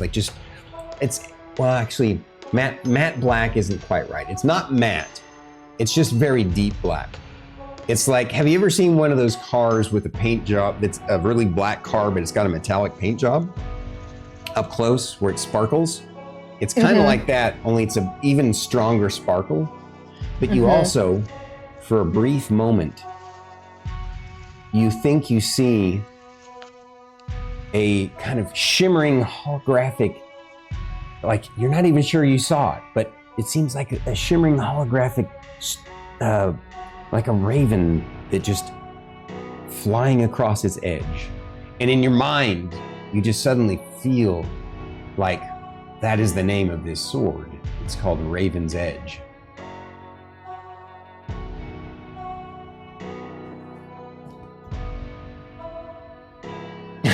Mr. Hildebrand. Oh my God. You're getting all of my tattoos in on this. Oh, am I? Okay. It's glorious. Okay. I have a. So Actually, it'd be in her right hand. So you have this wild sword that somehow this Viking hero that you had heard stories about from several hundred years ago, like you heard the story of some of his exploits. He was one of your father's favorite heroes from the past. How he was, they called him Jotungeist because he was like a ghost moving through the battlefield and couldn't even be touched and could come up behind his enemies so quickly. Just all kinds of different stories. But the other most impressive story is that at the height of his fame and power and success, he just vanished and no one ever heard of him again. And no, I'm sorry, I misspoke. That he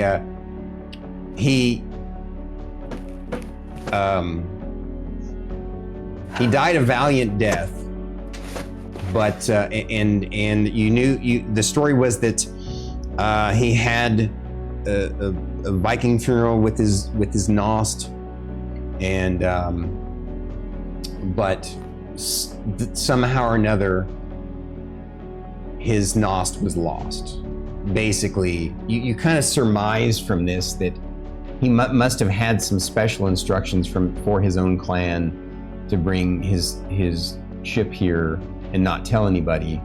And then just over time, an avalanche and blizzards just covered it with ice and snow. And so it looked like a hillock, right? But for some reason, something has opened it up, a crack in it just enough that you thought it was a cave and went in. But now you're thinking to yourself, how was I able to get this that he and his seers could never get? Then you also think about that dream that you had, though, too. It's like two things have occurred that seem to connect to that dream. One is this cool sword, but then also, and you found this lost Viking hero, but then also because of that dream, you saw something you shouldn't have, and now you're on the run from your clan, knowing that, you're in trouble. They're going to hunt you, and you're not sure what to do. But at least right now, you're hungry and thirsty and tired, but you're alive, and you now have a weapon to protect yourself.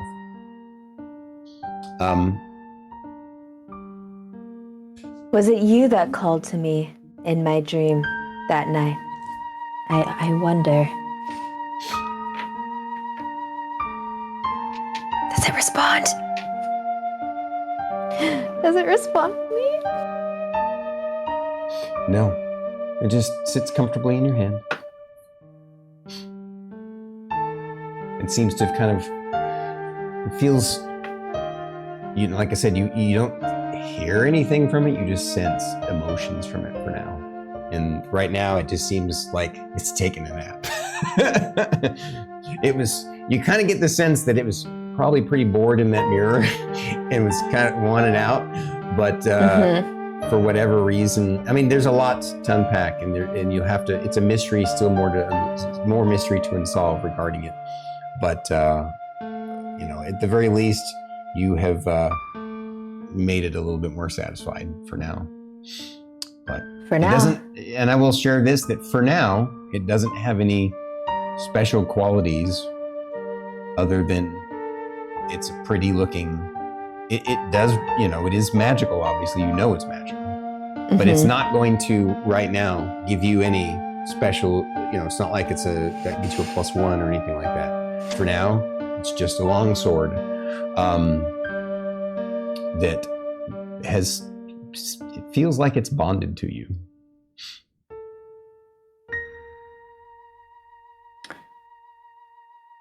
So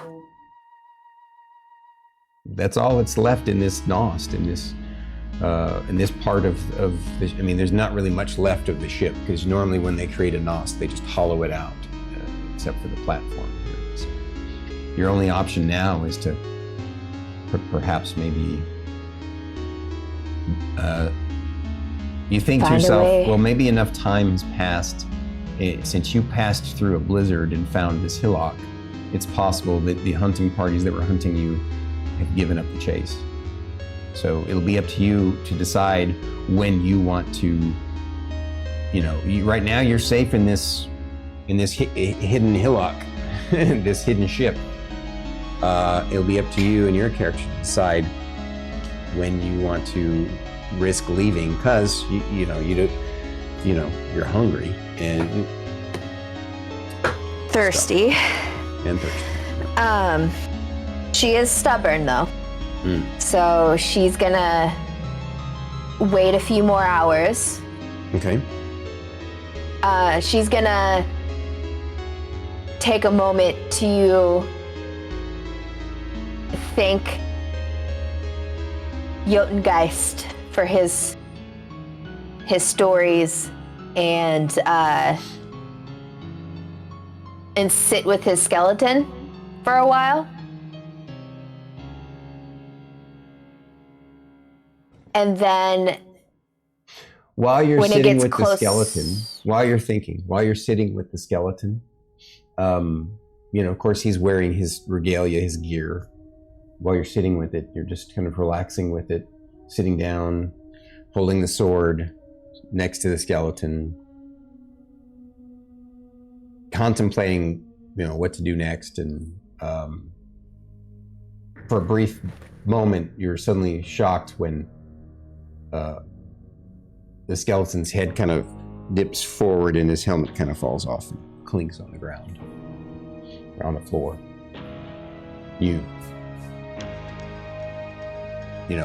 For a bit you're nervous, but you don't sense that you get the sense that maybe just your body heat in this room might have melted enough of the ice tension on his neck that it caused that to happen. Creeped you out a little bit, but he doesn't rise or anything like that.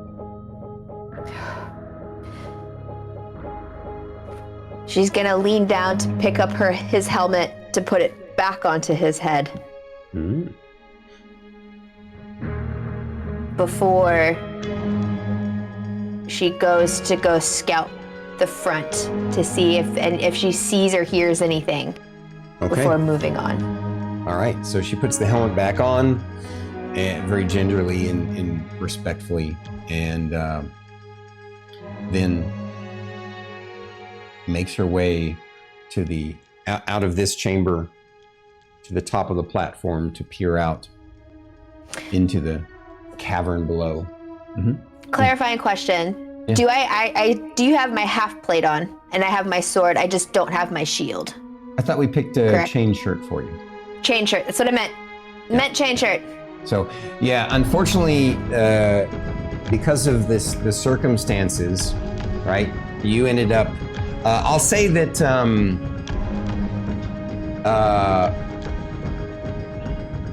so you definitely didn't have your sword or your shield. I'm trying to think of a reason why you would go talk to the seer with your pack. I wouldn't. Yeah, so, unfortunately, you're in a state of where, you're kind of, you don't really have much gear. So it's just her chain shirt and her newfound sword.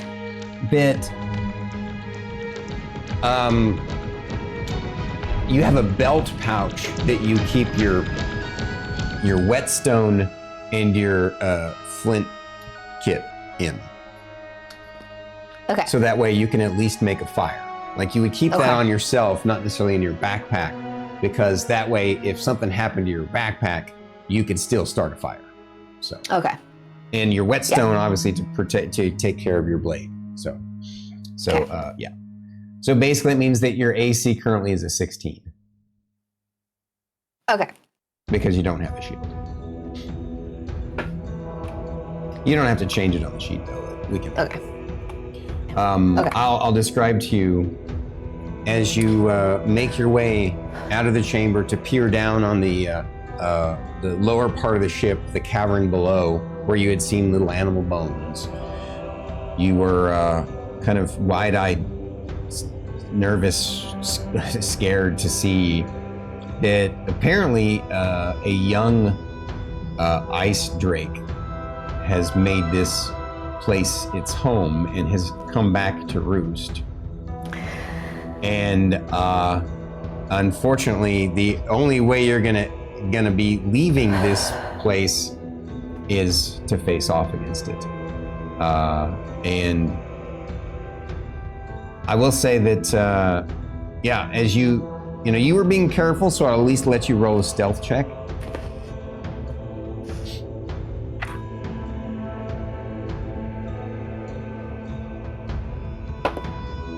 I believe it's just your dex bonus 3 plus your roll.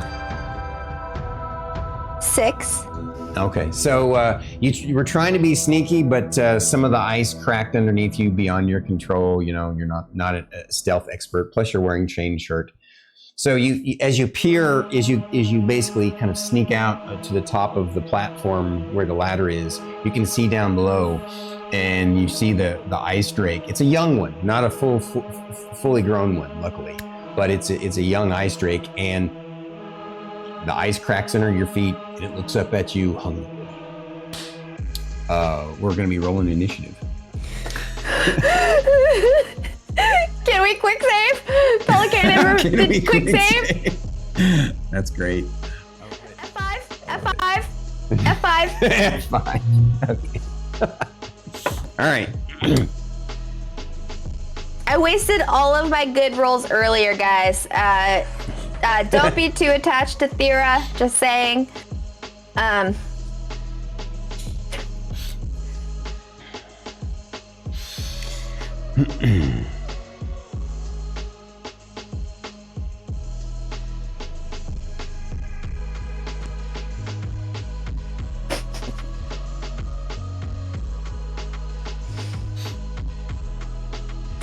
No, he said that the Drake snapped up and looked. And then looked at me hungrily. So, no, he was not sleeping.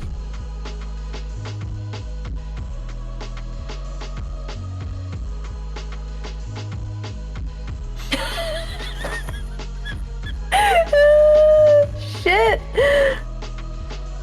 Whoop, rip. Don't bring up the 7 years of bad luck with breaking the mirror.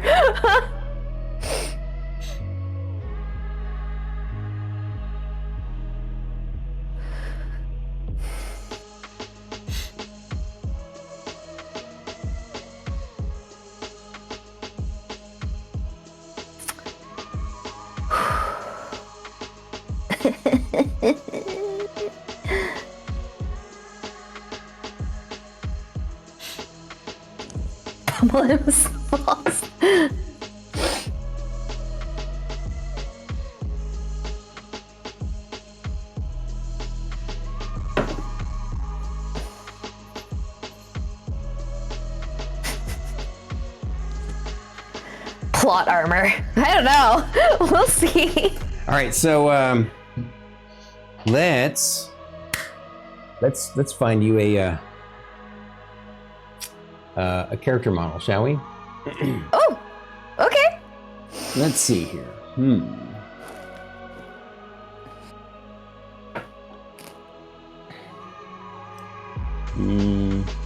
That one definitely wouldn't work.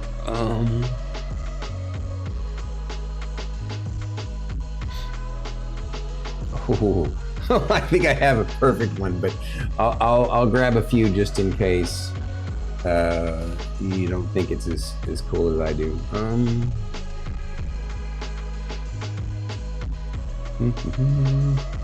Man, honestly, I guess they don't make a whole lot of these, so of tall female warriors. At least of the figurines that I have collected over time. Well, I guess we're just gonna have to reach out to Never Tilted at ChimeraCollection.com and see if we can get way to plug it. Way to plug it. Where we can use our promo code StormKeep10 and get 10% off some minis. We get zero compensation for this, by the way. I just find it very fun. I get compensation for it. I get compensated because we support a good friend of ours in his. I was gonna say that is all we get, and you know what? That's beautiful. So it makes me happy. That's great compensation in my book. All right. Absolutely, it's all I need. I have a few that'll work. Well, one that's pretty terrible. It's gonna be easier. I'm gonna come over here to this one. So, I have a female Githyanki. Obviously, this is not ideal. She does have a long sword. Not ideal. Not ideal. Then I have this blonde-looking warrior with a sword, which is pretty cool. Looks more like a knight. Got long blonde hair. It's a dude, but kind of looks feminine a little bit. So I think it could work. It could work. Man, we got this one, which is also a dude, but the way it's shaped could actually be a girl, right, in armor. So, although I guess it's a bald man, so I don't know where I got that idea, but it's tall, so I'm like, it could work. Honestly, though, this one, it's not a sword in her hand, but she's got a staff and a dagger, but I mean, she looks pretty cool. She's got the blonde hair and the armor, and she's got that awesome stance. Okay, we'll use her for now, and then we'll just have to get some minis from Never Tilted. Okay. I mean, she's not bad. She really, the armor is the way bad. I envisioned her for sure, right? And she could just be holding her hunting knife there or whatever. I don't know. But anyway, all right. So that is. I'm gonna also, just for funsies. Oh, it's not actually animated or anything, but I'm just gonna put this guy here.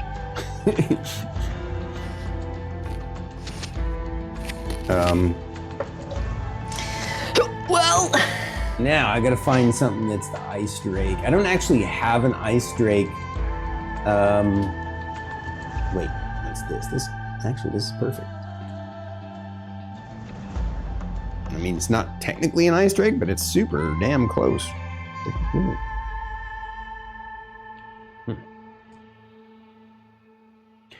Here's your little enemy. cool. He looks scary. Yeah. He spotted you. His little chicken bones for here. All right.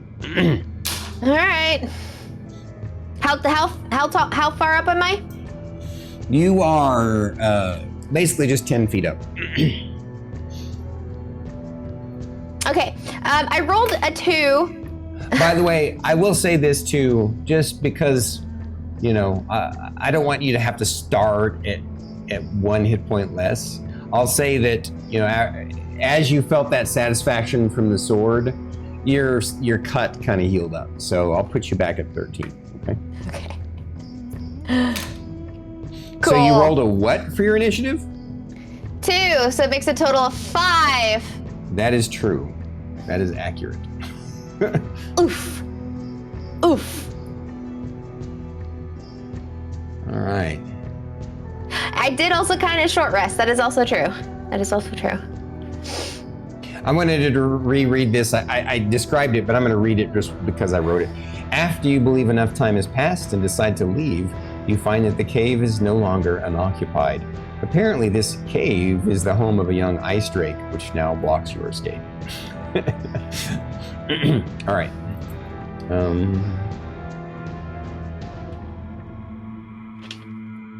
There's always going to be an ice drake.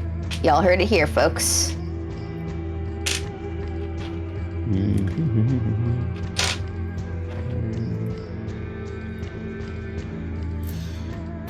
Okie dokie.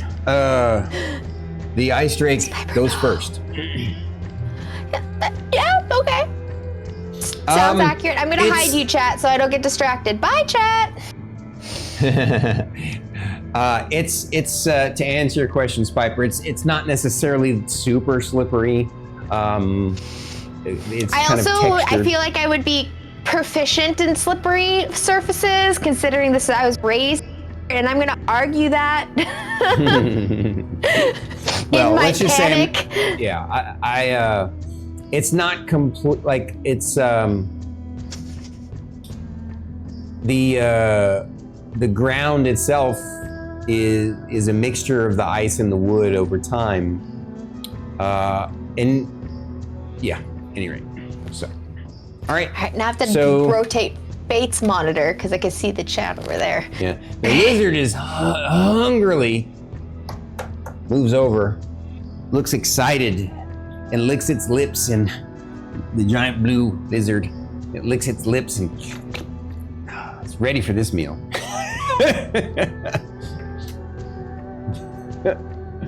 And it readies an action.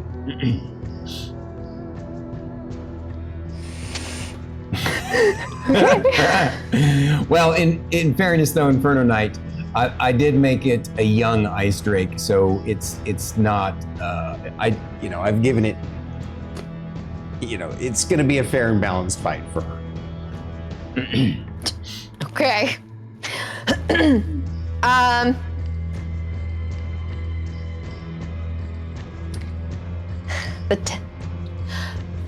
I'll say it's not quite 10 feet down, so you can technically jump down there with an athletics check without taking damage. Okay, because I was gonna say I would like to jump down there and slash. Perfect. Go ahead and roll me an athletics check.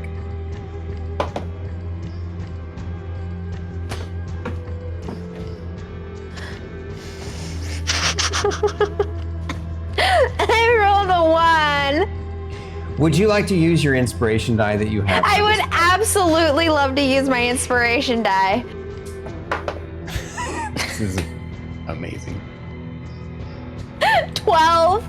All right, 12. Perfect. You only needed a 10 to not take damage from the fall. Actually, you need less than that, but yeah, literally, yeah. By inspiration. Funny. So as soon as you, all right, I'm gonna switch scenes for a second just to kind of show this off and describe it. Where'd it go? Drew it, this one.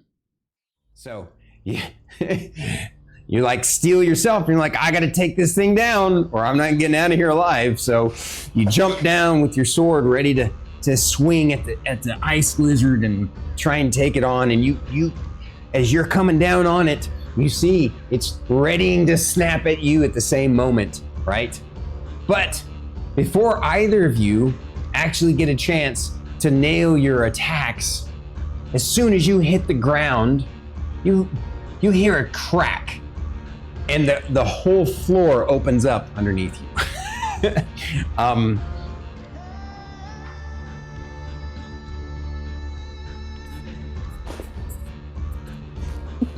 I just drew all this, and now I'm gonna have to draw something else, but I'm just gonna draw it over here. You need to transition scenes. Oh, I do. Oh, totally. Yeah. Sorry. So bad. Combat Mac. Yeah, that. We're gonna have to set up hotkeys again. It's on a high key. I keep forgetting to hit it. All right. So I'm just going to draw it in a different spot that's a little bit closer. But basically, the whole floor of the cave, which is actually a ship, right? Caves in, cracks underneath. Apparently, something had weakened both the ship. You know, of course, the ship rotting over time would make sense. The ice also, something is weakened to the ice, and with the weight of the creature on it, and you jumping down on it, is what suddenly cracks the whole thing for both of you. You both go tumbling down, but it tumbles down this kind of slope, this smooth slope that seems as if it's sort of almost melted into a smooth slope. So roll me an athletics check. Actually, no, better yet, roll me a dexterity saving throw to potentially avoid taking damage from the because it's a good ways down. You tumble a good 65 feet down into, what'd you get on your So that would be my saving throw would be +3. Well, which is better for you, the dexterity saving throw or your athletics check? My athletics is a 6. All right. I'll say that if you fail your dexterity saving throw, I'll give you the opportunity to roll an athletics. So go ahead and make your dexterity saving. 9 for my dex save. Go ahead and roll me your athletics check.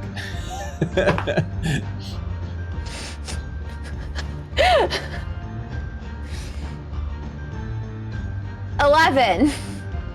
Okay, cool.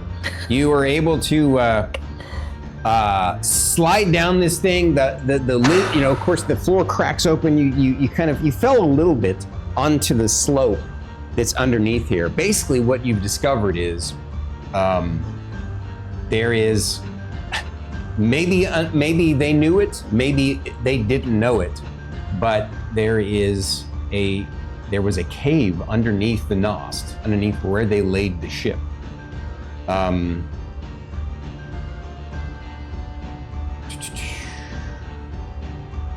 And you found yourself tumbling 60 feet down into a large open ice cavern. Luckily, the shape of the cave wall you initially impacted with was like a curved sheet of ice. So you basically slide down, taking minimal damage, especially since you actually slide down with the big lizard. He's all like, right? And you basically, his body helps to soften some of your impact as you both tumble into the ice cave below. Do I take any damage? Do I take any damage? I'm gonna give him some rolls too here in just a second. Okay.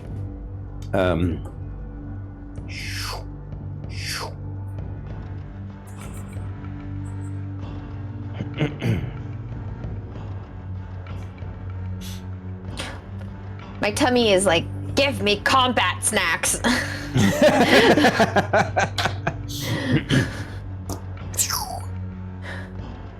All right, so you're both kind of prone at the moment. You slid down this icy wall embankment into this deep underground cavern.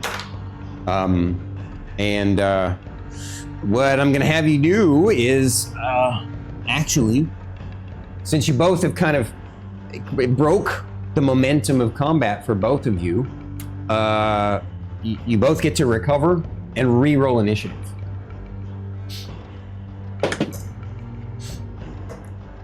You both stand up from prone and re-roll initiative. 5. But you did worse that time, huh? No, I did the exact same. Oh, okay, gotcha. Well, that's okay. Unfortunate. Yeah, it is what it is.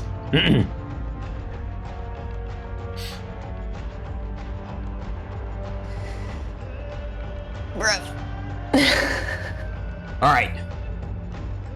The cold blue land lizard comes waddling over to you, ready to take a bite out of your leg.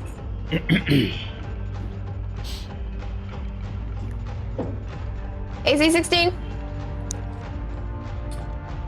It doesn't penetrate your cold metal armor.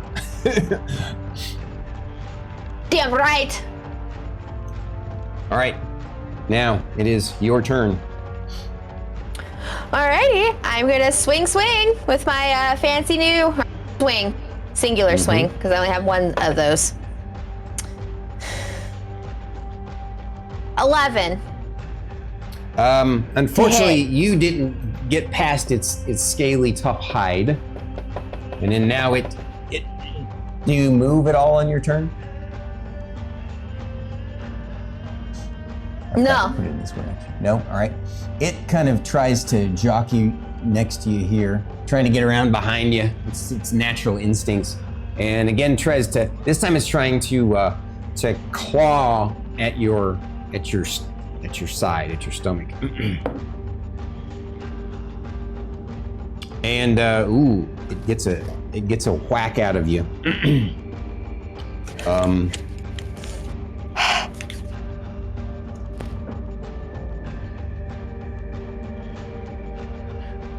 It takes a 6-point chunk out of your side.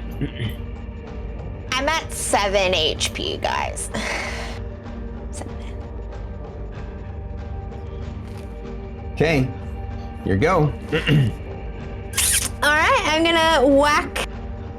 I'll shimmy towards the side. Like I'll do like a diagonal step where I'm like, and then I'm gonna try to slash at his side. Like that? Yeah, right there, perfect. Yep.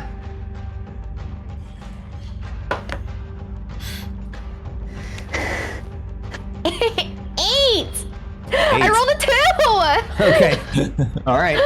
Unfortunately, this time the little ice drake dodges aside, tries to bite your leg again, but again your armor proves too tough for it. Your go.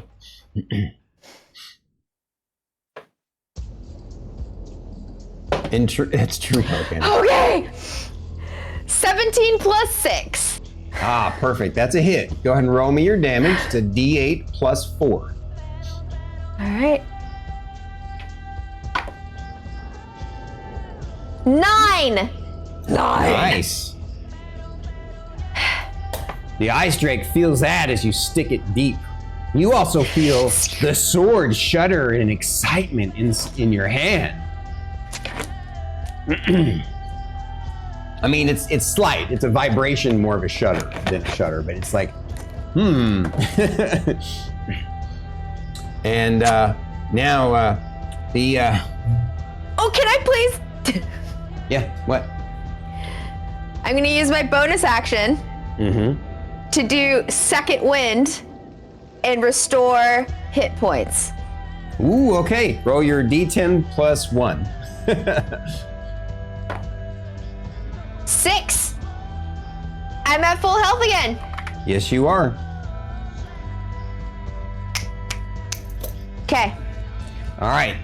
This time the lizard tries to pressure you, basically pushing towards you, trying to get you to move and take a bite out of your. He tries to bite you again. Oh, this one's gonna hit.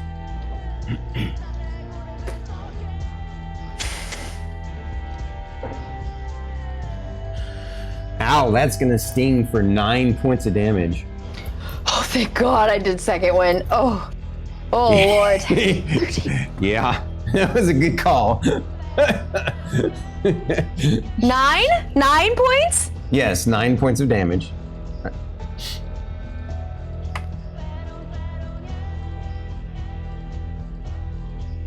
That's fine, because I'm gonna swing again. Okay.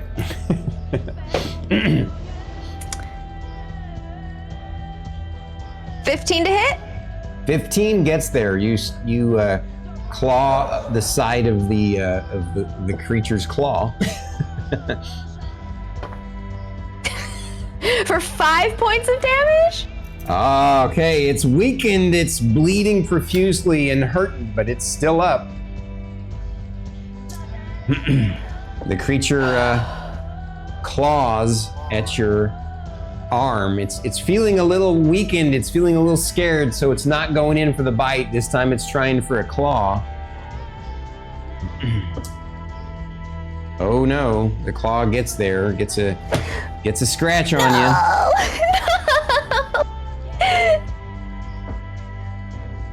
Ooh, for 3 points of damage. Oh my God. Oh no! Oh no! I'm at 1 HP, you guys. It ain't well, guys. Let's just. Good vibes. Good vibes, dice. Everything's fine. Breath works. Inferno Knight.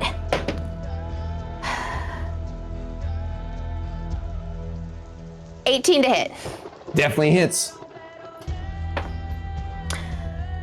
For 10 points of damage. Pretty sure your minimum was gonna get there. It was at 3. You finally stick the lizard in, like you stab it straight through its neck, and it falls over with its tongue hanging out. And you are standing there exhausted and bleeding and hungry and thirsty, but you're also as thrilled as the sword feels in your hand because you just defeated your first one-on-one enemy to the death.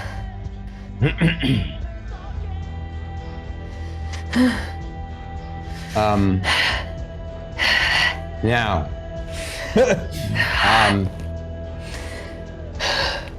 I'm assuming you want to try a medicine check to, wrap your wounds real quick. Yeah. Okay. Yep. That would be, okay.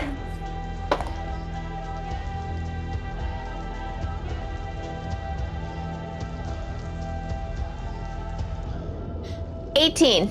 Okay, so you wrap your wounds well. You're pretty sure you got the bleeding stabilized. It feels pretty cozy. I just realized you would have had to wrap it with some of your clothing. So, you did your best to just kind of make a makeshift tourniquet, whatever. I mean, you weren't in the bleeding state. You weren't bleeding out or anything, but it was, you are bleeding. So, so looking around, you realize it turns out that this Nost must have been built on top of an actual ancient ice cave, whether intentionally or not. And you look around,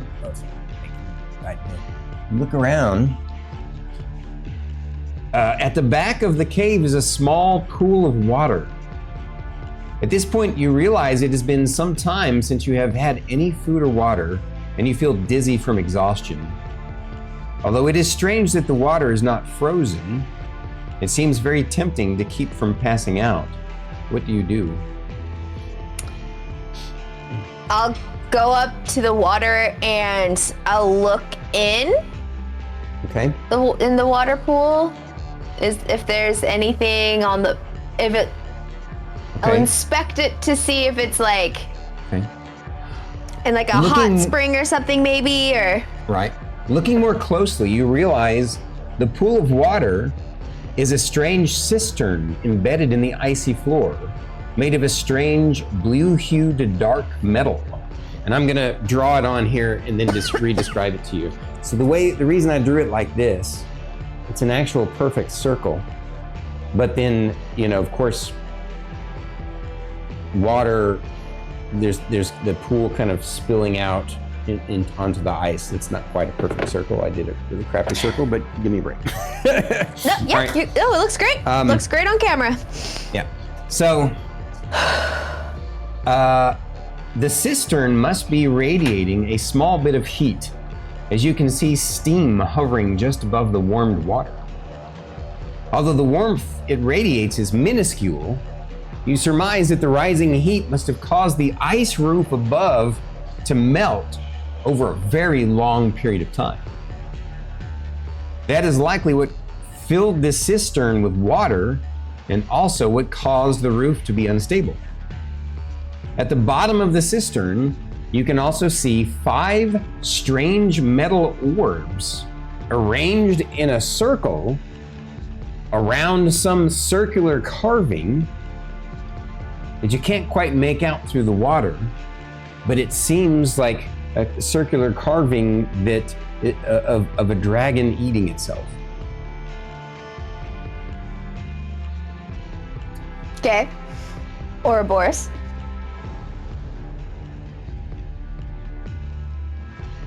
Well, I as player know it's called an Ouroboros. She doesn't. Maybe.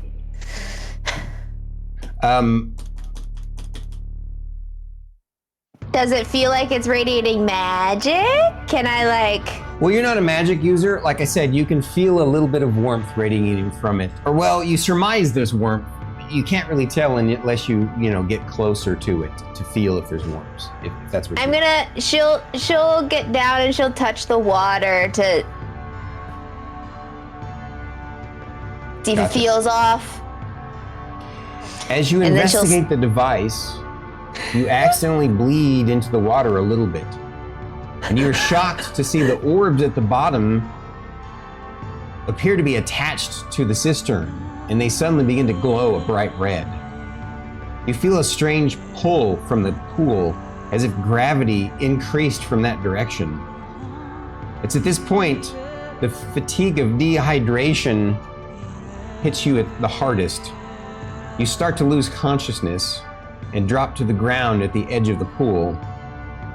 As your consciousness fades, your body begins to slip into the cistern, and you feel the sword agitated that this is happening as your consciousness fades to black. And that's where we'll stop for tonight. What? No! No!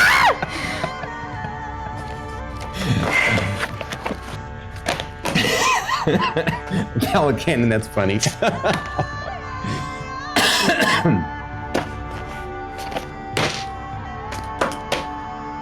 I hate cliffhangers. I hate them. I hate them with my entire essence.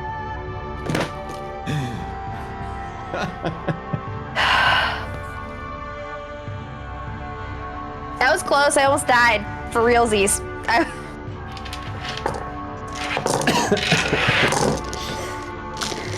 I'm gonna have to sage these dice though, cause goddamn, all of my luck went into my character build.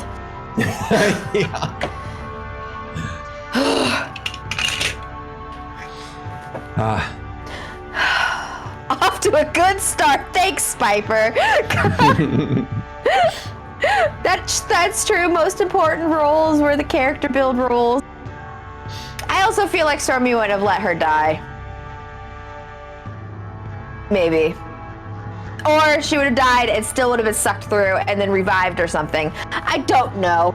Who knows? Maybe we would have had to go off one more week and then he would have been like, all right, new character already. Who knows? Who knows? It's a mystery now. You're not wrong. This is their origin story encounter, so thank you, Inferno Knight. Thank you, Pelican, Hildebrand, Spiper. All of you guys are amazing. Yes, it was great to have you here, as always. We are so honored that you and Eric Hikari, that you spend your time with us and that you enjoyed the character creation and the adventure tonight. Yes. Absolutely amazing, guys.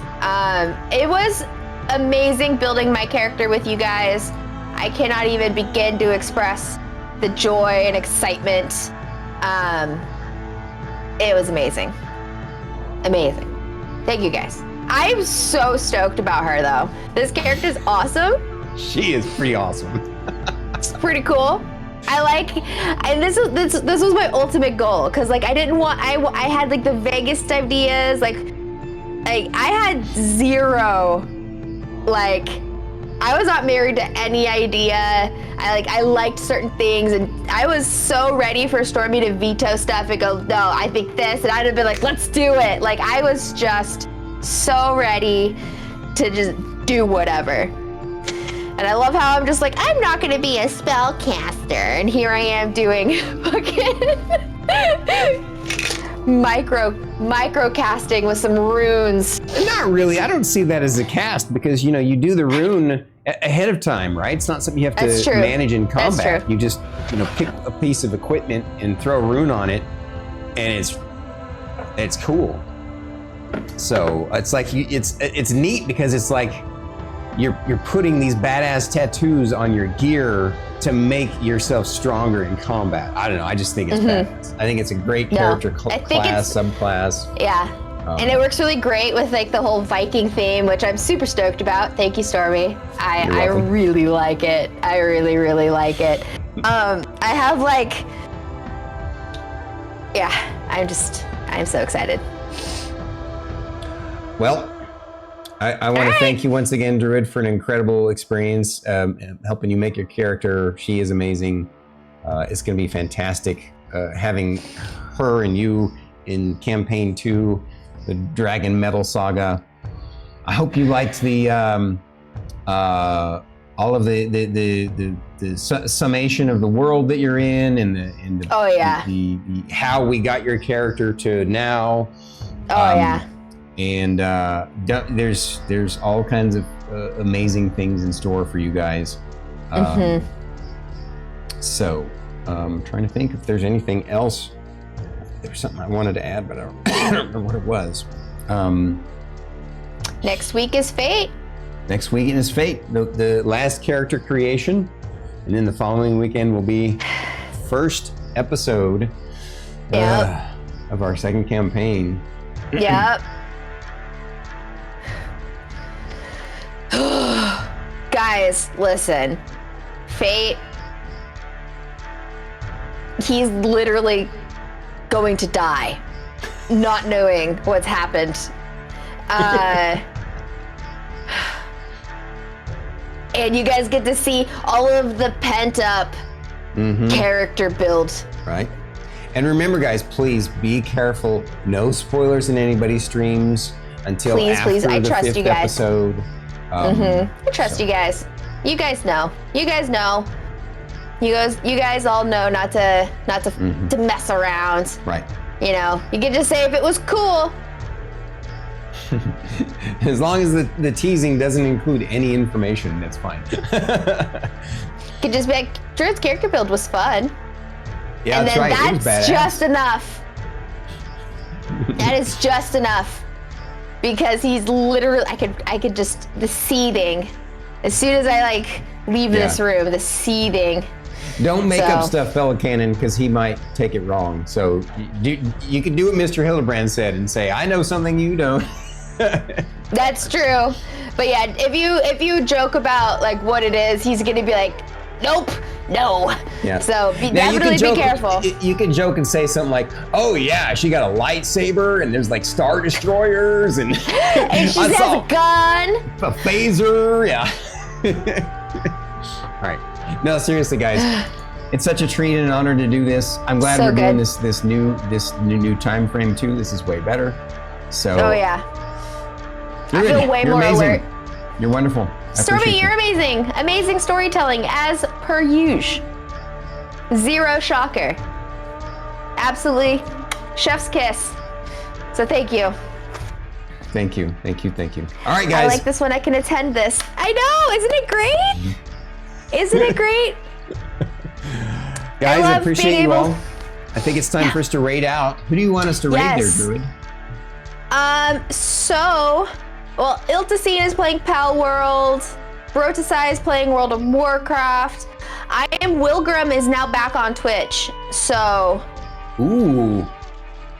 He's playing We Fall could- Guys. Let's raid I Am Wilgrim. I think that's a great idea. he is on a break right now. I just popped it. He is on a break. Bummer. Okay. Mr. Taco is playing Enshrouded. I know some folks are interested in Enshrouded. I think that's pretty good. What do you think? No Foreign is also playing Tekken right now. Ooh, I could see me some Tekken. Let's do No Foreign. Ooh. I want to brighten. Let's do it. Let's do it. All right. Whoops, that's nope. What did I mess up? That's the wrong thing. All right, I clicked on the wrong thing. Sorry. Raid channel. Good night, Pelicanon. Good night, everybody. Thank you all for joining us tonight. Please stick around for the raid. It helps us and brightens the day of the person that we're raiding. So appreciate you all so much. Have a wonderful evening and weekend. Make sure you check out Fate's stream on Banana Tom's channel tomorrow afternoon. Correct. And we'll see you guys later.